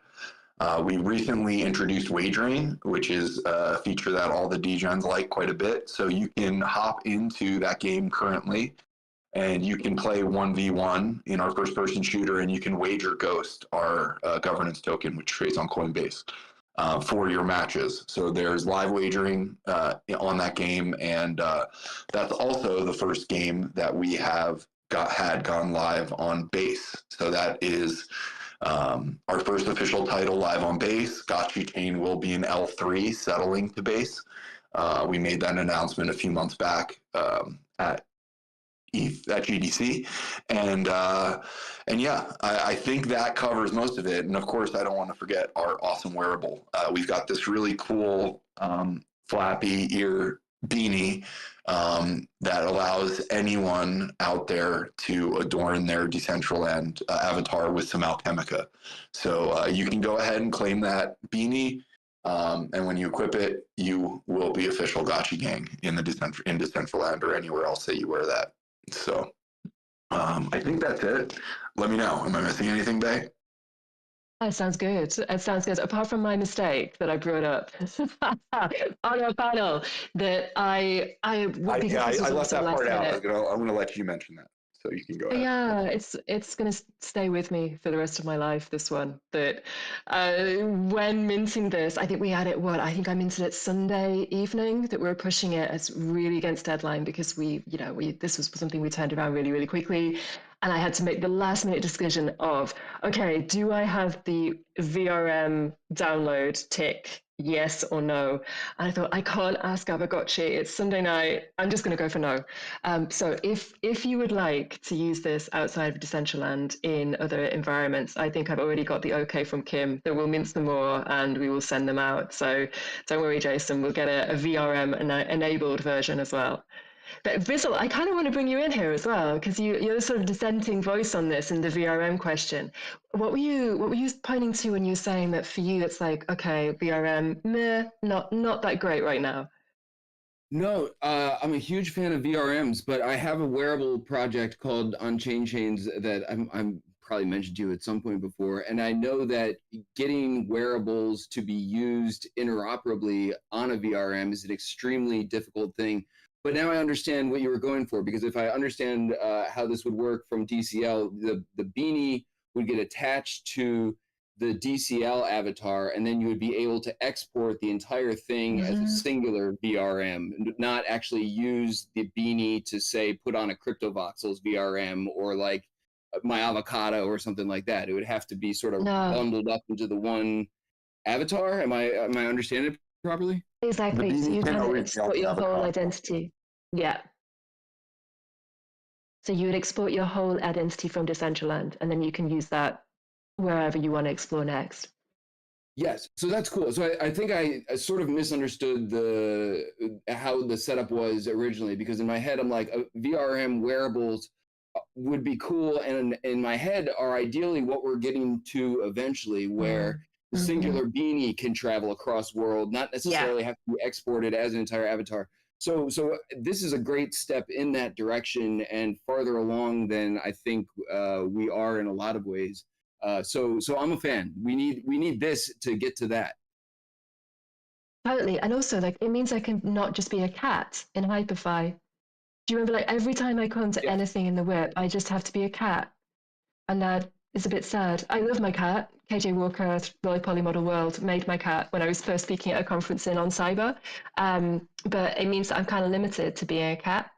But now I can be my robot or my full-on flying whatever from my DCL kind of persona, because obviously I'm sort of DCL native, so it's now really lovely to be able to export my whole self and just take that into the WIP Meetup.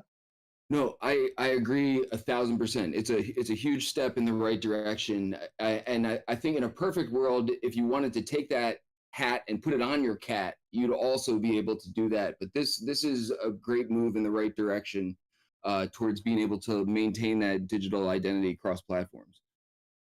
Yeah, exactly. Right. So I think we should. Cat on the hat, right? Yes. We all. Yeah, exactly. Claim the wearables. We're going to do a bit of a wearables kind of fill our buckets tour right now. So the idea is we're going to go back to the main plaza of DCLX, and you can see that there's like a massive wearable machine there. So if you are experiencing two things, if you're experiencing what we call rave mode in DCL, if your whole screen is going a bit skew whiffy, that's because of a recent update in Unity and Chrome, as far as I understand it. Chromium-based browsers. It's going a bit skew whiffy for you on a browser. Try Opera GX. It totally stops that issue. Even better is installing the client on your machine if you can. But yeah, Opera GX gives you a much more stable browser experience right now. All that will change later on in the year because Decentraland's in alpha right now, their new client. So if you want to get involved in the testing of the new client, we've got Kim in the house. Kim, do you want to drop the testing link for anyone that's interested in the next stage? And also, Kim, do you want to join us in this discussion as well? I should say, Kim Courier is the head of marketing and partnerships at Decentraland, and she's posting and joining. I don't know if Kim wants to join in terms of speech because she is Kim is dying. Under the weight, but yeah, sure, exactly. Opera's web browser, Opera GX, and I'm using it, and it's been super so far. So, filling our boots with wearables. Then we're going to head back to 081. So if you're in Decentraland right now, I'm going to stick it in the chat 081, or you can just stick 081 in the chat wherever you are in Plaza 0,81, and that will teleport you. If you click on it again, it makes a link. And you can jump into the plaza itself. So in Plaza, you'll see in front of us, we've got a huge machine right in the center. It's got video screens around it. You probably won't be able to see the top of it, but if you can get a perspective on it, it's like a giant claw machine like you get in the kind of old school arcades. Inside that claw machine are lots and lots of balls, all containing free wearables. To get those balls out, what you need to do is play one of the 4 games. So in each corner of Plaza, there is a game called Neon Hockey, there is Neon City, there is the Bumper Cars, which we're going to finish with, and there is an amazing game called When Pigs Fly, which you kind of use, my sons call them pig flamethrowers, to eject pigs through hoops. And again, you'll get a ticket for the wearable machine. So if you want to kind of completely ignore what I'm saying and dive off and start shooting pigs, we can do that too. But I thought before we do, there are some wearables we definitely should snaffle in this wearable tour. So I have got a list in front of me. I think I'm just going to check though what I said to Rizzle so I didn't lie and claim to go somewhere else and then not take you there. So yes, okay. We're going to get an axe first. So the axe is at -176. It's near the booth that we were in. No, we're in Plaza right now. So go to the center of Plaza and there's a wearable emote to claim of using Pong or a Pong style game on a TV screen. So if you click on that, you will get the Pong style retro gaming emote. So you can equip that in your emotes and you can be very quickly playing Pong. So I'll show you, there we go. If you're in Plaza with me, you can see I'm now playing Pong. We've had some amazing LAN Pong parties going on, or Pong style games going on in Plaza with everyone emoting. So there you go. That's your first emote you can claim in Plaza. If then you want to come with me on the crazy wearable tour, we're going to be jumping to -1. I've got another wearable tour in front of me on my pad. So I'm going to go back to my message. We're going to be -176, which is an axe. So Canwolf is rage quitting. So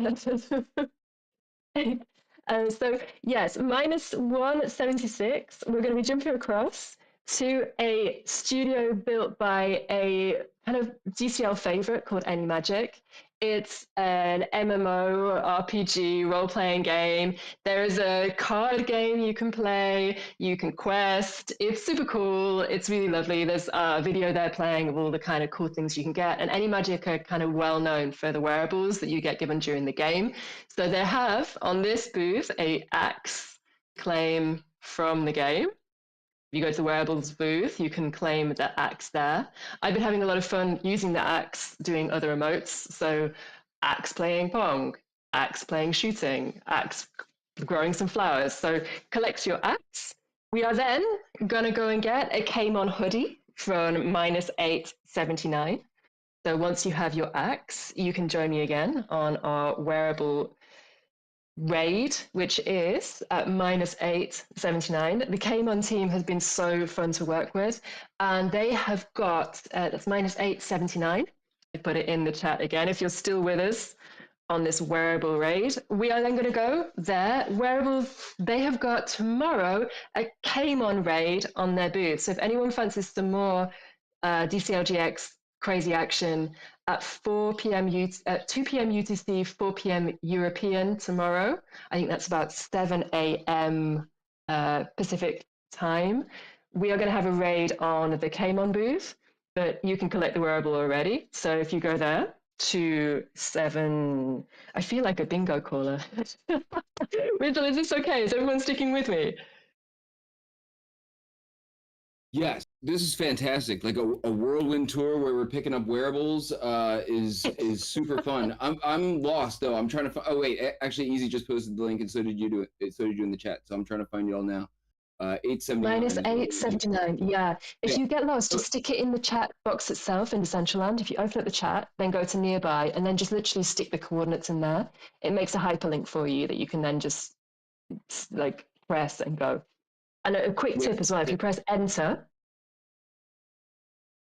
if you ever are stuck for the chat box, just press enter on the keyboard and it opens the chat box up.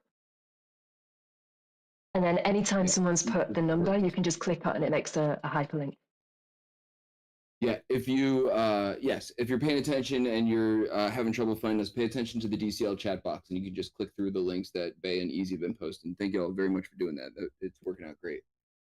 Oh, that's cool. So yes, Kmon hoodie.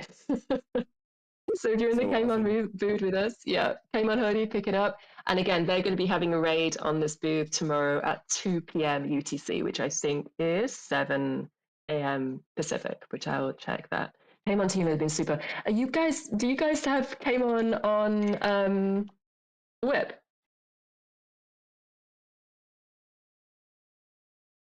I don't think we have had them on, but it seems like we need to, especially since we all just got hoodies. So let's do it.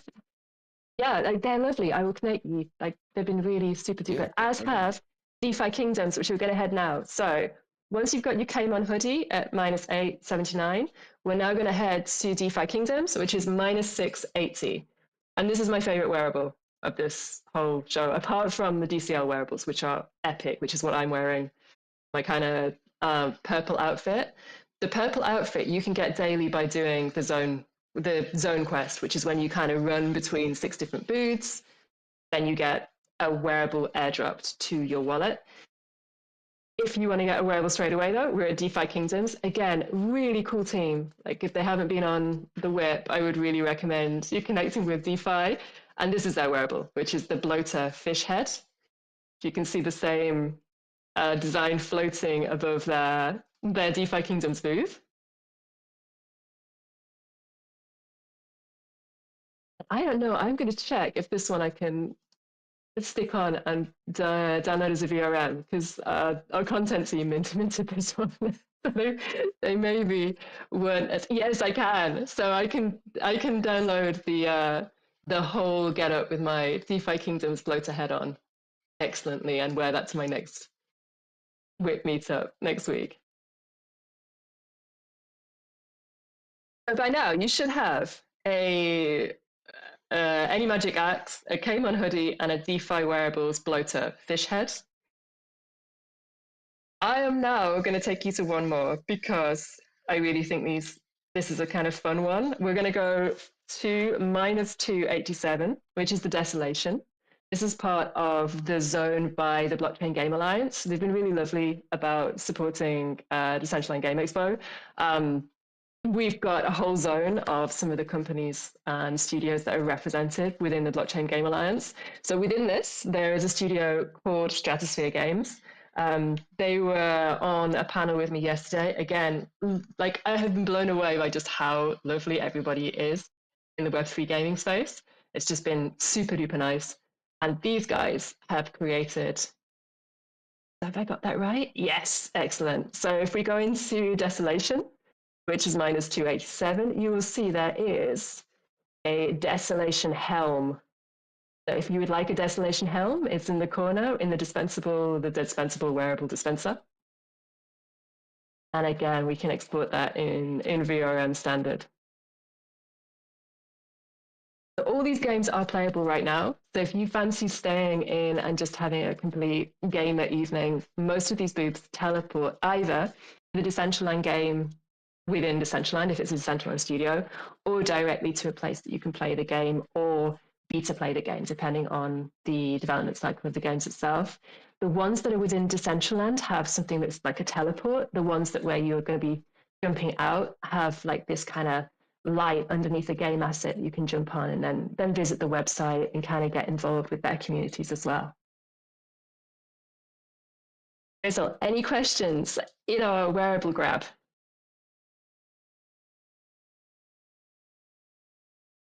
Would you I like don't know if there's any questions that have been rolling in. I can throw the mic at Show. I've been like in a mad scramble, refreshing and hopping from parcel to parcel, claiming all these things. And honestly, this is like so much fun. It's so funny. Like during the intro, I'm always like, if anyone has wearables and things that they want to give out to our audience, we all love that stuff. And I'm like, you just served up like the perfect thing. So I'm in the process of refreshing, trying to grab this latest one. But we can pass the mic over to Show real quick. And pause for a second for people to catch up and see if any questions have come in.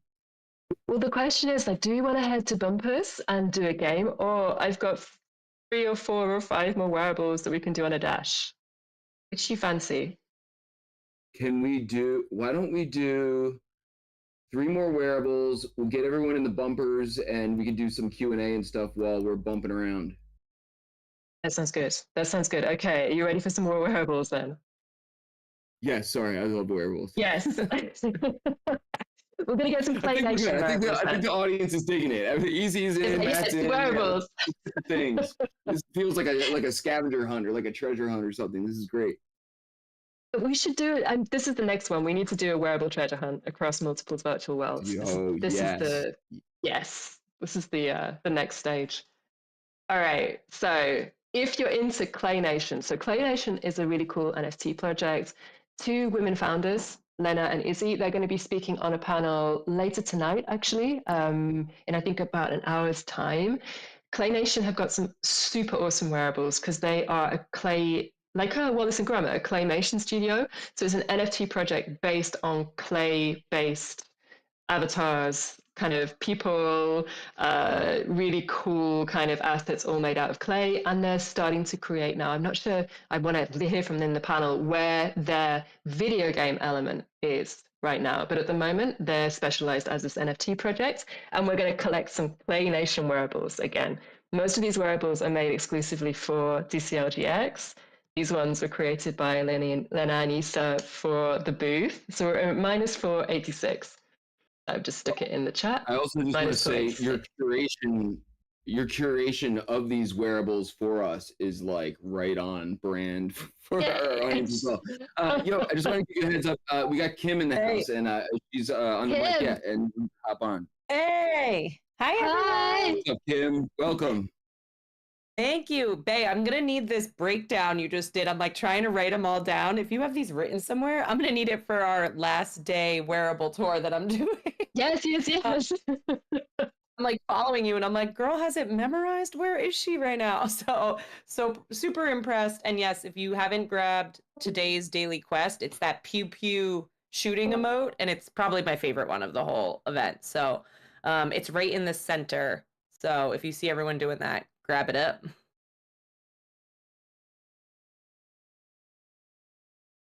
Hey, Kim. Did I lose you? Can you hear me? I just lost you. I can hear you now. Oh, okay. Cool. Hey. I'll say, yeah, I want that rundown. We're gonna do this again in one of our last spaces where we do on this wearables hunt. So this is amazing. I'm like realizing there's some I don't have yet. I'm like, oh crap, I don't have that one yet. I need it. Do you what for you is working the best about the Decentraland Game Expo right now? We don't really have a chance to catch up anymore. I know. I think my favorite is watching everyone like lining up with the emotes. The line we had last night at the opening party, I think there was like 20 of us sitting in a line doing the Pong emote, the gamer retro gamer emote. It just looks so fun. Like you can actually feel like you're all playing together, which is just such a good time, obviously. I think the other thing is just checking out all the booths. I love how so many of the brands and the games did really fun animations on the top of their booth. My favorite is the World of Pangaea, the top where it's like that running horse creature. Just looks so awesome. Yeah, I got really excited when they sent me that GLB. It's so geeky about, oh, I've got a GLB delivery in my email. It's one of the joys about producing this is seeing all the assets being sent in. Yeah, for sure. All right, I'm gonna let you keep going, but if you have any questions, I'm in the chat. Awesome. Well, we're going to do more wearables, obviously. So if you have the Clay Nation boots and cap, we're now going to jump to Chibi Clash, which is another with 2 wearables. So we're at 979. I'll stick it in if you're still with me in World. We are going to be going to 979 in Decentraland, and we're going to be getting the 2 wearables from Chibi Clash. I have loved working with Chibi Clash. My sons are now obsessed with playing Chibi Clash. It's a really fun Chibi kind of open world MMO. And talking with them yesterday on a really great panel about AI in gaming, the whole thing is built on a foundation of AI creation. So they're trying to create this whole world that sort of creates itself through AI generation while working with real life artists on their chibi assets themselves. So if you didn't see that yesterday, it's on the Decentraland live YouTube kind of catch up sessions. But here in Chibi Clash, we have the artwork by their artists, and we also have these 2 Chibi Clash wearables, both of which are from some of the in-game characters in the Chibi Clash universe. Rizal, did you manage to get your Chibi Clash tiger helmet? I did. I just got both of them, and as I'm doing this, I'm like, man, the DCL wearable vending booths here are like pretty tight. This is like a pretty awesome experience where you can just go around from these different vendors and like claim the things and like getting a little overview from each of the projects from you while it's happening is like a real nice touch to it all. This is like a pretty awesome experience all the way around. Oh, I'm really glad. It's been one of the funnest to put together. Like one of the most manic. Like you can imagine dealing with 26 different studios and spaces all really getting behind their booths and sending all the decorative assets. Massive shout out to the DCL content team who both designed these booths and then had the incredible marathon job of installing all the artwork you see, the video screens, the wearable dispensers, the design of the teleports. It's a really small team as well, it's been fun, full on kind of crunch for the last couple of weeks. And it's now just super, super cool to be able to race around and collect these wearables. Right.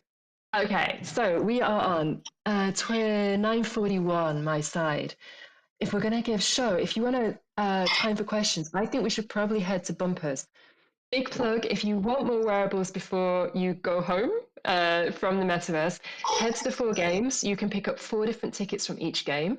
So there's Where Pigs Fly, Neon City, Neon Hockey, all have different game mechanics, all give you a wearable ticket that you can then take to the giant claw machine, go up in a lift, put your ticket in, and then you can pick one of the balls using the claw, and then you get delivered one of the wearables. And these are wearables that are kind of throughout Decentraland's history, from all the previous events, from previous pop-up festivals.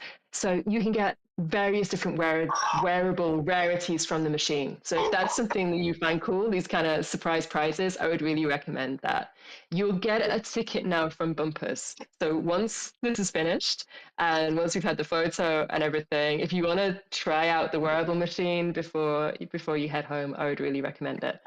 So we're going to go to Bumpers, which is at 688. Now, Bumpers is a super cool game designed by a studio led by one of the most established DCL creators called Nikki Fuego.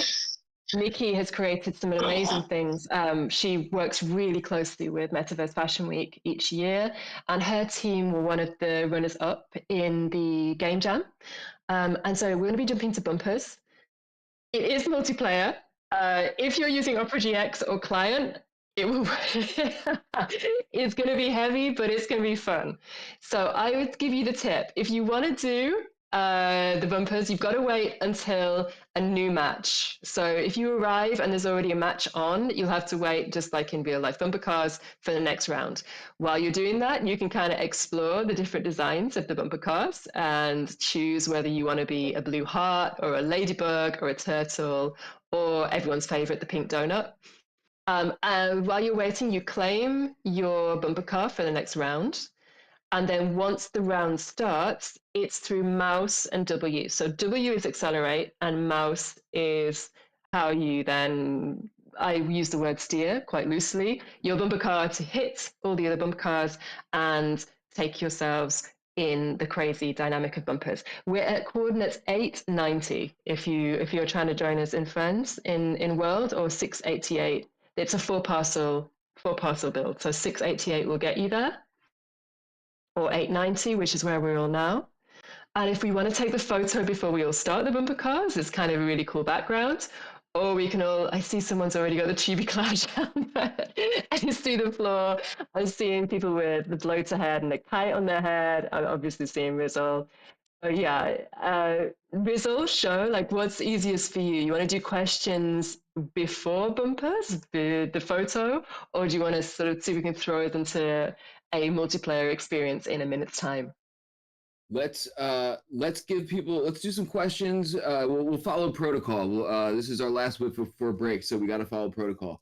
We'll do some questions with show while we'll let people bump around and explore a little bit and give Paradox a chance to ideate on where he wants to do this group shot. But I know at least I sent a question for this show, so we got one coming in. So yeah, no problem, Paradox. So we'll take a break and everyone can check out the bumper cars and figure out what's going on here, and then we'll snap the group shot. Hey fam, how's my audio? Am I good? Sounds great. Hey, show. All right. Hey, so we have a question from Thantea. They would like to know, is Bay single, and what is Bay's ideal date? Is that a metaverse question? Are we talking about virtual single or virtual dates? However you interpret it, I guess, for Thantea. I'm not single. I've got a guy that I love, but I actually met him at a virtual conference in VR. I was at a VR conference, and our first dates were in Decentraland. So it's a love story from the virtual space. That's awesome. Oh, we have a question from Wait, Rizzle. Sorry, quick question. Your first dates were in Decentraland? How does this? Yeah,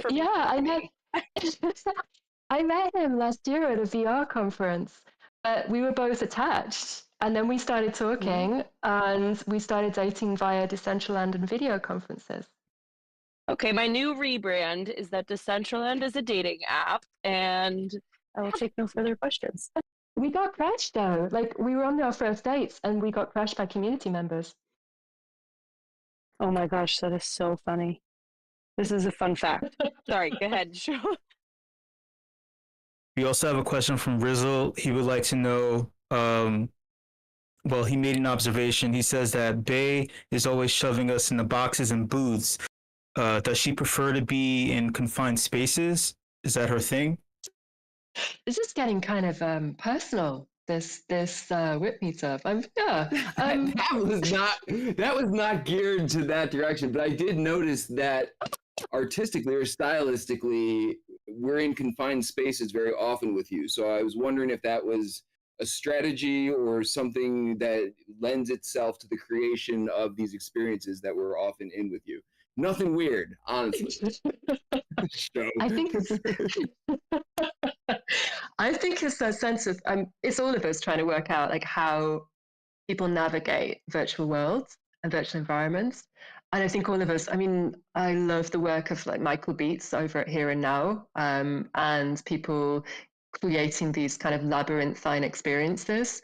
So in that we are so used to levels and doorways and exploratory spaces as being a big part of gaming, I think it really lends to kind of breaking it up and allowing us to kind of walk into different zones and environments. So yeah, I think there is definitely a theme there. It's not something I would doing intentionally, but I think in terms of storytelling in virtual worlds, it really lends itself. Although from a WIP perspective, I think you guys do the more open experiences really well. Like I loved the Thanksgiving, like the Whipsgiving parade in that kind of expansive space that we just everything kind of expanded into. And I know that kind of the feel coming through the Hyperfy installations as well. So is that like a conscious choice from your side? Yes. Lastly, no, but maybe. I mean, sure. Yes. Sure. Yes. Show says yes. All right. Answer is yes. It's however you want to interpret it. Speaking of that, lastly, we have a question from Rizzle. He would like to know when Bay DCL wedding produced by the WIP. Oh gosh, you'd have to ask my dude that.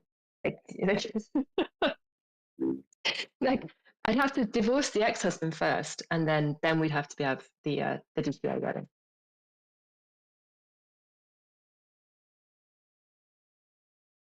I feel like that's gone quiet now. We can also produce the divorce hearing and follow it up with the, we can improv on whatever you got, Bay. We may need to. It'll be a follow up to the Taco Bell wedding, Bay. That was had at DCL. I know that KJ designed a church as well. KJ Walker at Low Poly Model. She did the church for the yes. Did that one for the I think someone got married on that Metaverse program in Brazil there in her church. Do you remember that There one? have been a few Metaverse weddings in Decentraland, so it is possible. People let us know. We're happy to help. Send some gifts. Do the whole thing. Yes, this is going to be good. This is a successful WIP. We've actually lined up a lot of good things, a lot of like cool guests that we need to have on. We've got a lot of wearables coming in. We've are potentially lining up our first litigation and wedding produced by the WIP. So a lot of really cool things have come from all of this. I don't know if there's any more questions. I'm sort of interrupting show's flow here. I'll throw it back to him real quick to see if there's any questions, and then once we wrap up with that, we'll do this group shot. Oh, show says no further. Well, that being said, Bay, I'll throw it back to you then real quick. Is there anything else we should know about bumper cars or anything else going on in here that we missed before we throw it over to Paradox for to line up some sort of group shot? No, just that thing of like, once you've got your ticket from Bumper Cars, head back into the Central Plaza, so 081 with the big claw machine. Have a really enjoyable play on that one. It's super fun.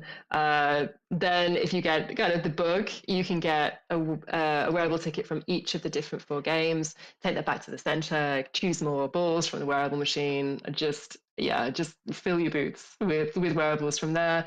And then each day there's what we call the zone quest. So it'll pop up. If you click the little icon underneath the Decentraland map, once you're in the roads, it won't be there in bumpers, but if you go back into the roads, you'll see there's a little icon that appears underneath, which is kind of says Decentraland Game Expo. If you click that, it has all the quests in there. It shows you which tickets you have, which tickets you're yet to redeem. So you can kind of work your way through and get all the wearables. We counted that there's about 22 wearables you can get from the booths and the quests. And then games like Ratscape, which is a Decentraland created game, which is amazing. Their booth it's really cool. I think we can get about 15 more wearables by playing Ratscape.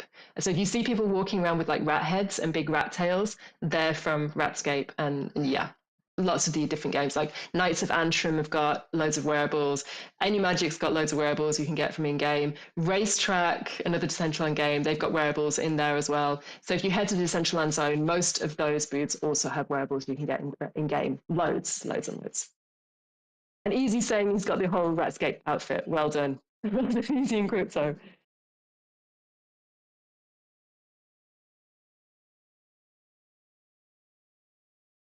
Yo, Bae, just want to thank you so much. I mean, you're on hour 2 at least, and I think you got more stuff going on today of hosting panels, hosting us, slanging wearables, shelling out personal stories that were like, probably inappropriate to be asked about in the first place.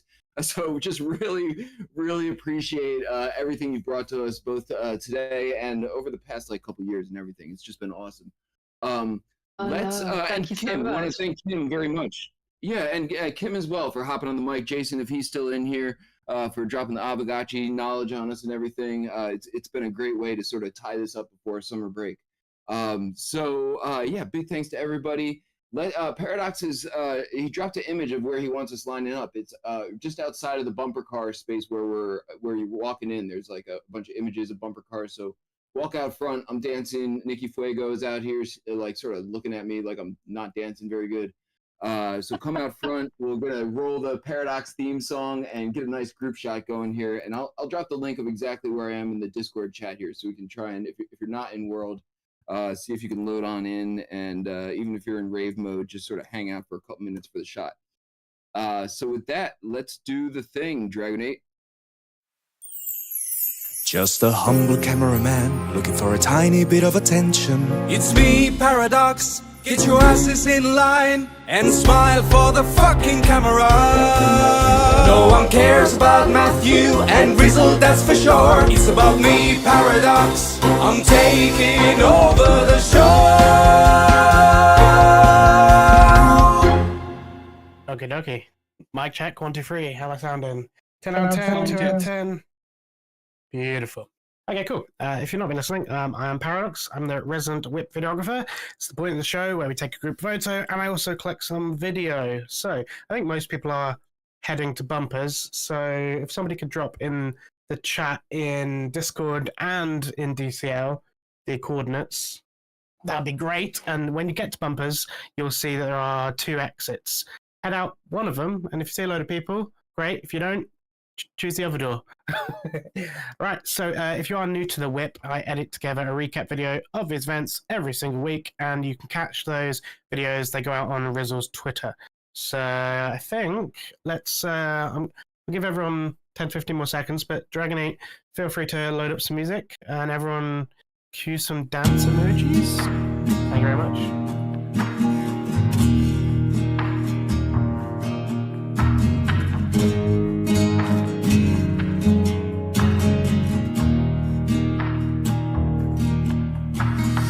Hold my hand, look right in the Guys, come stand on this little bar here, this Decentraland game zone. Come stand on that, or crowd on there. There is nothing you should hide.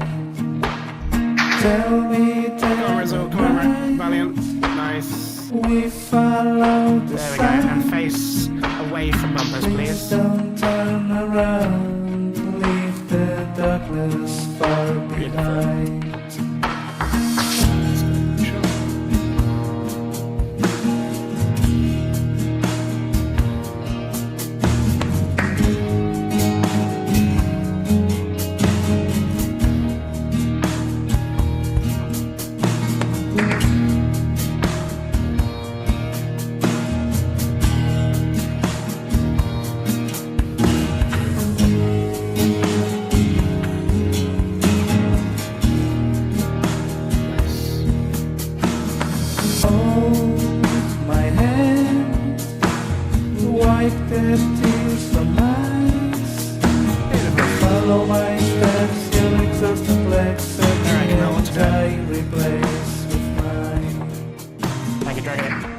Simple one. Bae, this has been great. Always lovely to hear from you again.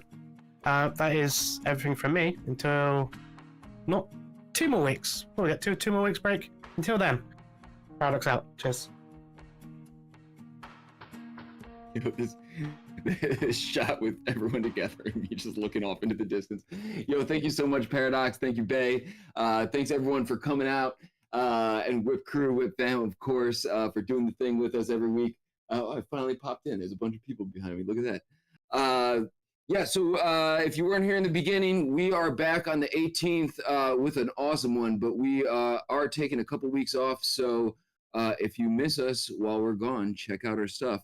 And also make sure you sign the guest book before we leave. We were not in our normal Hyperfy spot with it on the wall and everything. I dropped the link in the beginning. But in addition to all these wearables, we got our own, courtesy of Fabiano and Patrizia, that are being given out this week for people who signed the guest book, and they're awesome if you haven't seen them yet. So you definitely want this one. Sign the guest book. Check out all our links. If you miss us while we're gone, I'll drop those in here too. Paradox's latest mashup from last week is up on the YouTube channel, along with a bunch of the Olympics videos that I found in the archive. So look at our stuff when you're missing us. I will.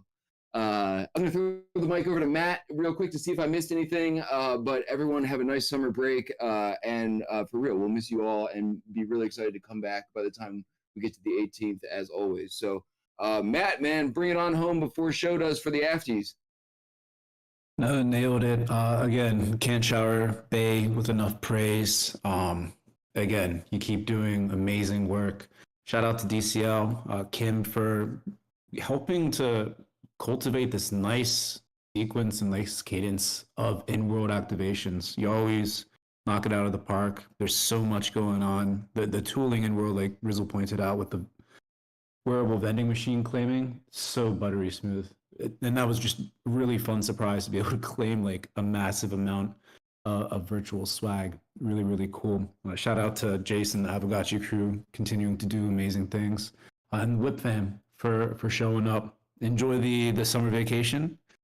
And we'll see you back here July 18th with a fun, fresh WIP. And with that, let's get into the Afties with show. Wait, is this thing on? Yeah! It's time for the Afties!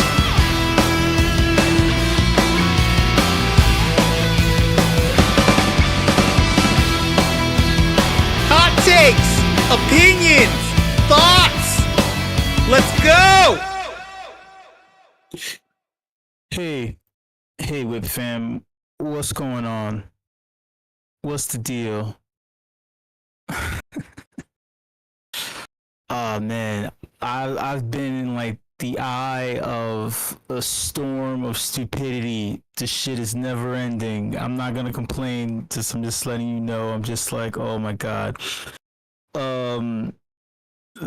The space seems to be reflecting that as well. I'm not projecting. It's reflecting. And I'm going to show you that. Look on my screen. I'm going to show you this. If you're feeling like this is a weird cycle, it's a weird cycle because of these things. Shout out to everybody who's here. If you want to stick around and listen, by all means, you know the deal. That's how the Afties always is. If you don't, it's all good. Do what you got to do. For those of you chilling, look at my screen. I want you to read this with me. Read it along with me, because things are happening and there's double speaking. There's things that are counterintuitive. There's just a lot of things that don't make sense that are causing a lot of distraction, a lot of people are standing and they're looking around like that John Travolta meme because it doesn't make sense. Or maybe it's me, or maybe like this individual that wrote the word insanity in the right column. You know, thank you, Conwolf. It's yeah. So check this out. So FTX sent a letter to all of its customers. They sent a letter to all of their customers because they're in the process of paying them back. They're not the only institution who's paying back customers. Mt. Gox, after 10 years, is paying back their customers. So that's another thing that is ridiculously insane. That is like crazy that it took 10 years for that to happen, but that's all happening now. So I'm gonna explain it to you very quickly, easy, simple for you to understand. First, we're gonna start with this letter because this encapsulates everything that's going on. So FTX creditors, who by the way received money FTX received money from you, from friends, family, everybody who used the fucking platform got money from you. It's your funds that they had that Caroline Ellison was using for her sex parties and stuff like that. Just in case you forgot. So this is what's happening now with your money, mind you. They say, dear customer, thank you for your email. We have previously informed you that the bank statements you submitted show figures much lower compared to your FTX claim balance. Please provide proof of funds that are, goddamn grammar punctuation, proof of funds that are commensurate with your claim. That's a tricky word. Meaning, show in your account, show funds that reflect exactly how much you put into FTX. So, like, let's say you benefited from the bull run, the bull run from a long time ago. You turn $10 into 10 million. They're saying, hey, we don't believe that you made this, right? We don't believe that this number is actually on within our records. So show us that you had this money, 1 for 1. 1 USD equals 1 USD in your account that accurately reflects what you made, quote unquote, on our platform. Now, does that make sense? Does that make sense? The fiat dollar doesn't accrue, it doesn't grow. In the crypto space, obviously, it's good. Things grow. Things are growing. You can amass wealth. It doesn't make sense. I'm not being eloquent about this. It's more just I'm just showing you how ridiculous this is in the most simplest way possible. What we need to see is a document showing that you officially earned / or held in your bank account or other assets an amount that is comparable with your FTX claim balance.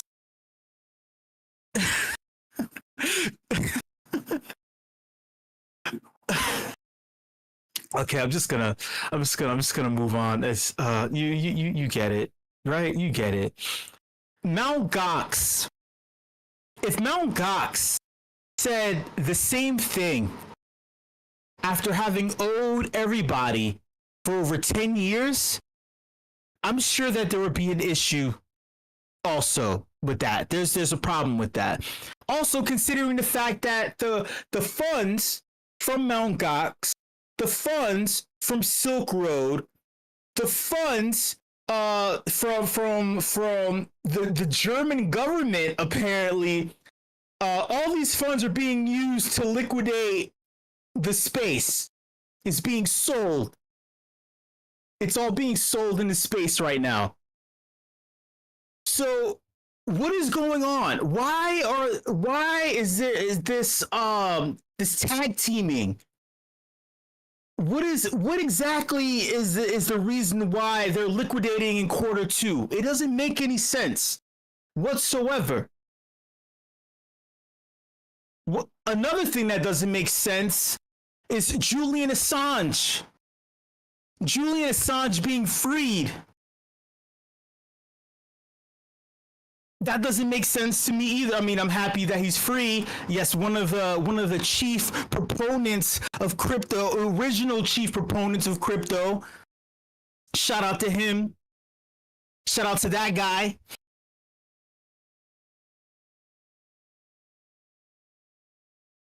Another thing that doesn't make sense to me is VanEck officially filing for a spot Solana ETF. Completely distracting for the fact that we can't even get an Ethereum ETF over the line. It's unnecessary, VanEck. It is unnecessary for you to do this, VanEck. I don't get it. One good thing out of all of this, though, and this is the last thing for everybody who wants to go and party. Coinbase officially sues the SEC and the FDIC, accusing federal regulators of trying to cut out the crypto industry as a whole. It's great. It's awesome. We're calling it like we see it. I just, you know, they want to make a paperwork party. We make another paperwork party. That's just all there is to it, right? You wanna stall and delay the space and be vague and throw up a million smoke screens and destroy people's lives and waste people's time for 3 years. You know, it's gonna come back and bite you in the ass. I think the biggest thing overall, the biggest takeaway from the past 3 years is when incumbents and when the people who are supposed to be the smart people in these government positions who are actually lazy, who don't do work, they're interns and or like little like the assistant, associate, something, the front desk people are doing all the work, right? They're supposed to be the smart ones, but then when they're challenged by people who have enormous backing, enormous influence, when they're pushed and shoved, and then they finally feel what it feels like to be harassed that way, you see them crumble. You see them like when if Gary Gensler's paycheck is delayed for 3 years, if Gary Gensler's water is cut off, if Gary Gensler's heat is cut off, if he isn't allowed to travel, if he isn't allowed to eat, then you see him fold and squirm faster than him attempting to do it to stronger people in the space like ours, in this voice channel, in the metaverse as a whole. When the same thing for the government itself, with the Biden administration folding. They're like, oh no, wait, what are we doing? Trump is accepting Bitcoin donations. He just received $1 million in Bitcoin donations. What are we gonna do? Let's I don't know, we're gonna free Julian Assange, and then we're gonna have him take a plea deal to have him plead to admitting guilt for releasing the DNC leaks about fucked up things that we were doing, but they were just doing investigative reporting, because that's what investigative reporting is now in 2024. So technically he wasn't doing anything really wrong. He wasn't colluding against the United States. Just with fam, enjoy your summer, man. Just enjoy your summer. Hopefully things turn for the better. Hopefully we get an ETF launch before July 4th. And that skyrockets things for the next 6 months of the year. If that happens, then we're in a very good position, and things could be a whole lot brighter. Right now, this is looking very much like 2022 again. God, we fucking need some sensibility and some positive traction. All right, much love. I'll see you later.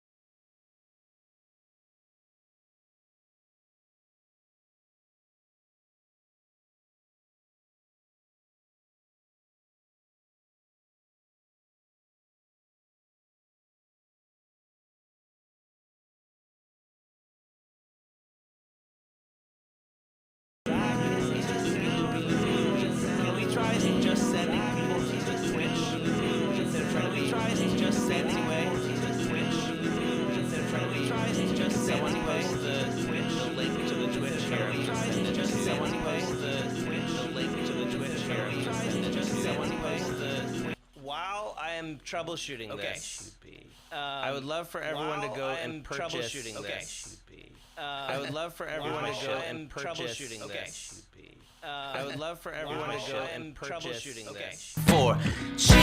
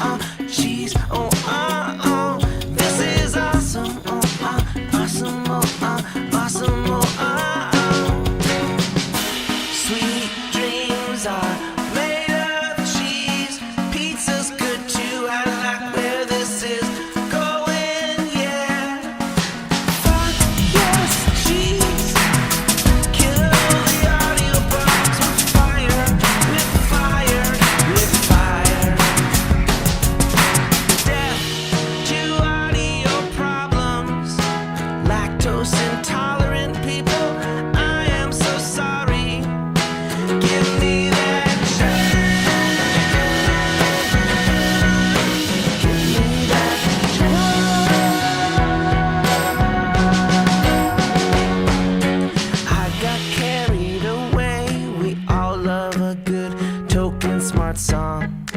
Cheddar, cheddar, blue cheese. Better Way says cheese emoji. Rendar has cheese, token smart with extra cheese. Deaf to audio, deaf to audio problems. Deaf to audio problems. Cheddar is better, won't go out for days.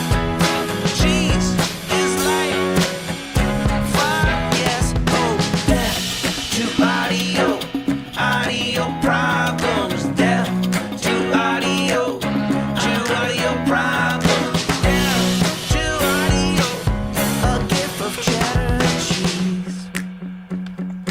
Audio problems don't deserve to live.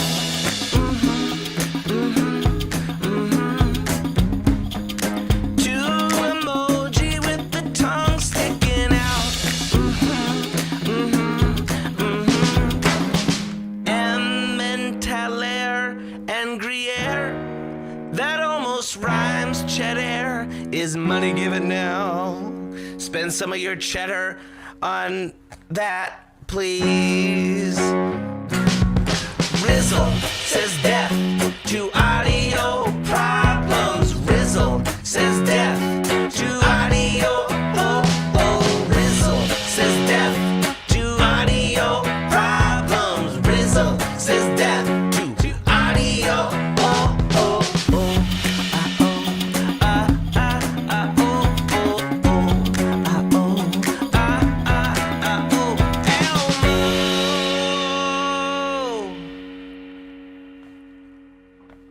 Lots of gifts of cheesy things, all up in the Discord of Token Smart. Oh, lots of gifts of cheesy things. Cat with heart eyes, clap, clap, clap. Cheesesteak, cookies, hi, cheese is the best. Gifts of cats with cheese on their faces, death, death, death. The only thing we love more than cheese is gifts. The only thing is fondue.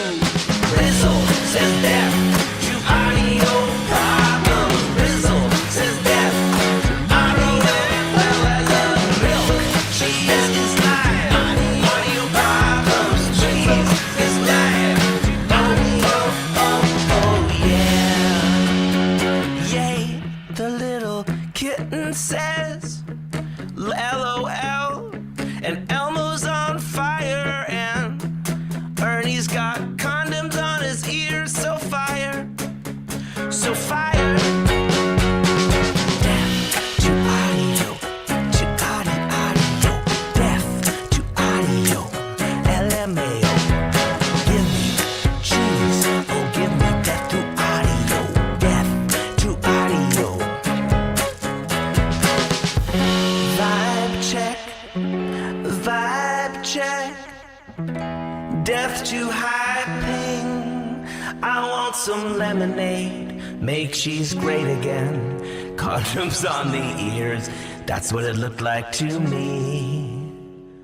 Oh, death to audio problems. To audio, death to audio problems. To audio, I'm vibing, make cheese lemonade.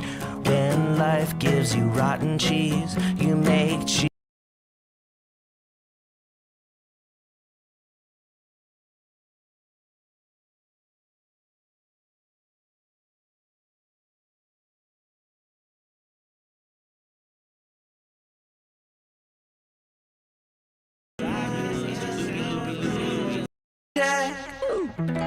Death to high ping. I want some lemonade. Make cheese great again. Condoms on the ears. That's what it looked like to me. Oh, death to audio problems. To audio, death to audio problems. To audio, I'm vibing, make cheese lemonade. When life gives you rotten cheese, you make cheese lemonade. So much cheese, and some sriracha, some cheese, and some sriracha. Me vibing big time when Rizzle coins. You make nachos, you make nachos. Love the song so dope, stuff that cheese in your face. Stuff that cheese in your face with jalapeno. With jalapeno. In your face, cheese whiz. Pickles, yes, cheese whiz. In your face, I said death to audio, to audio, oh death to audio, to audio, oh death to audio, to mayonnaise and cheese mix to audio, to audio, death to audio, audio, oh death to audio, to audio, oh death to audio, to audio, death to audio, to audio, Gouda to audio, Elmo's going to eat, pineapple pizza, Gouda is good, vibing like the audio, shake it, oh yeah, that's it. Oh my lord, whew, I have to turn on the fan.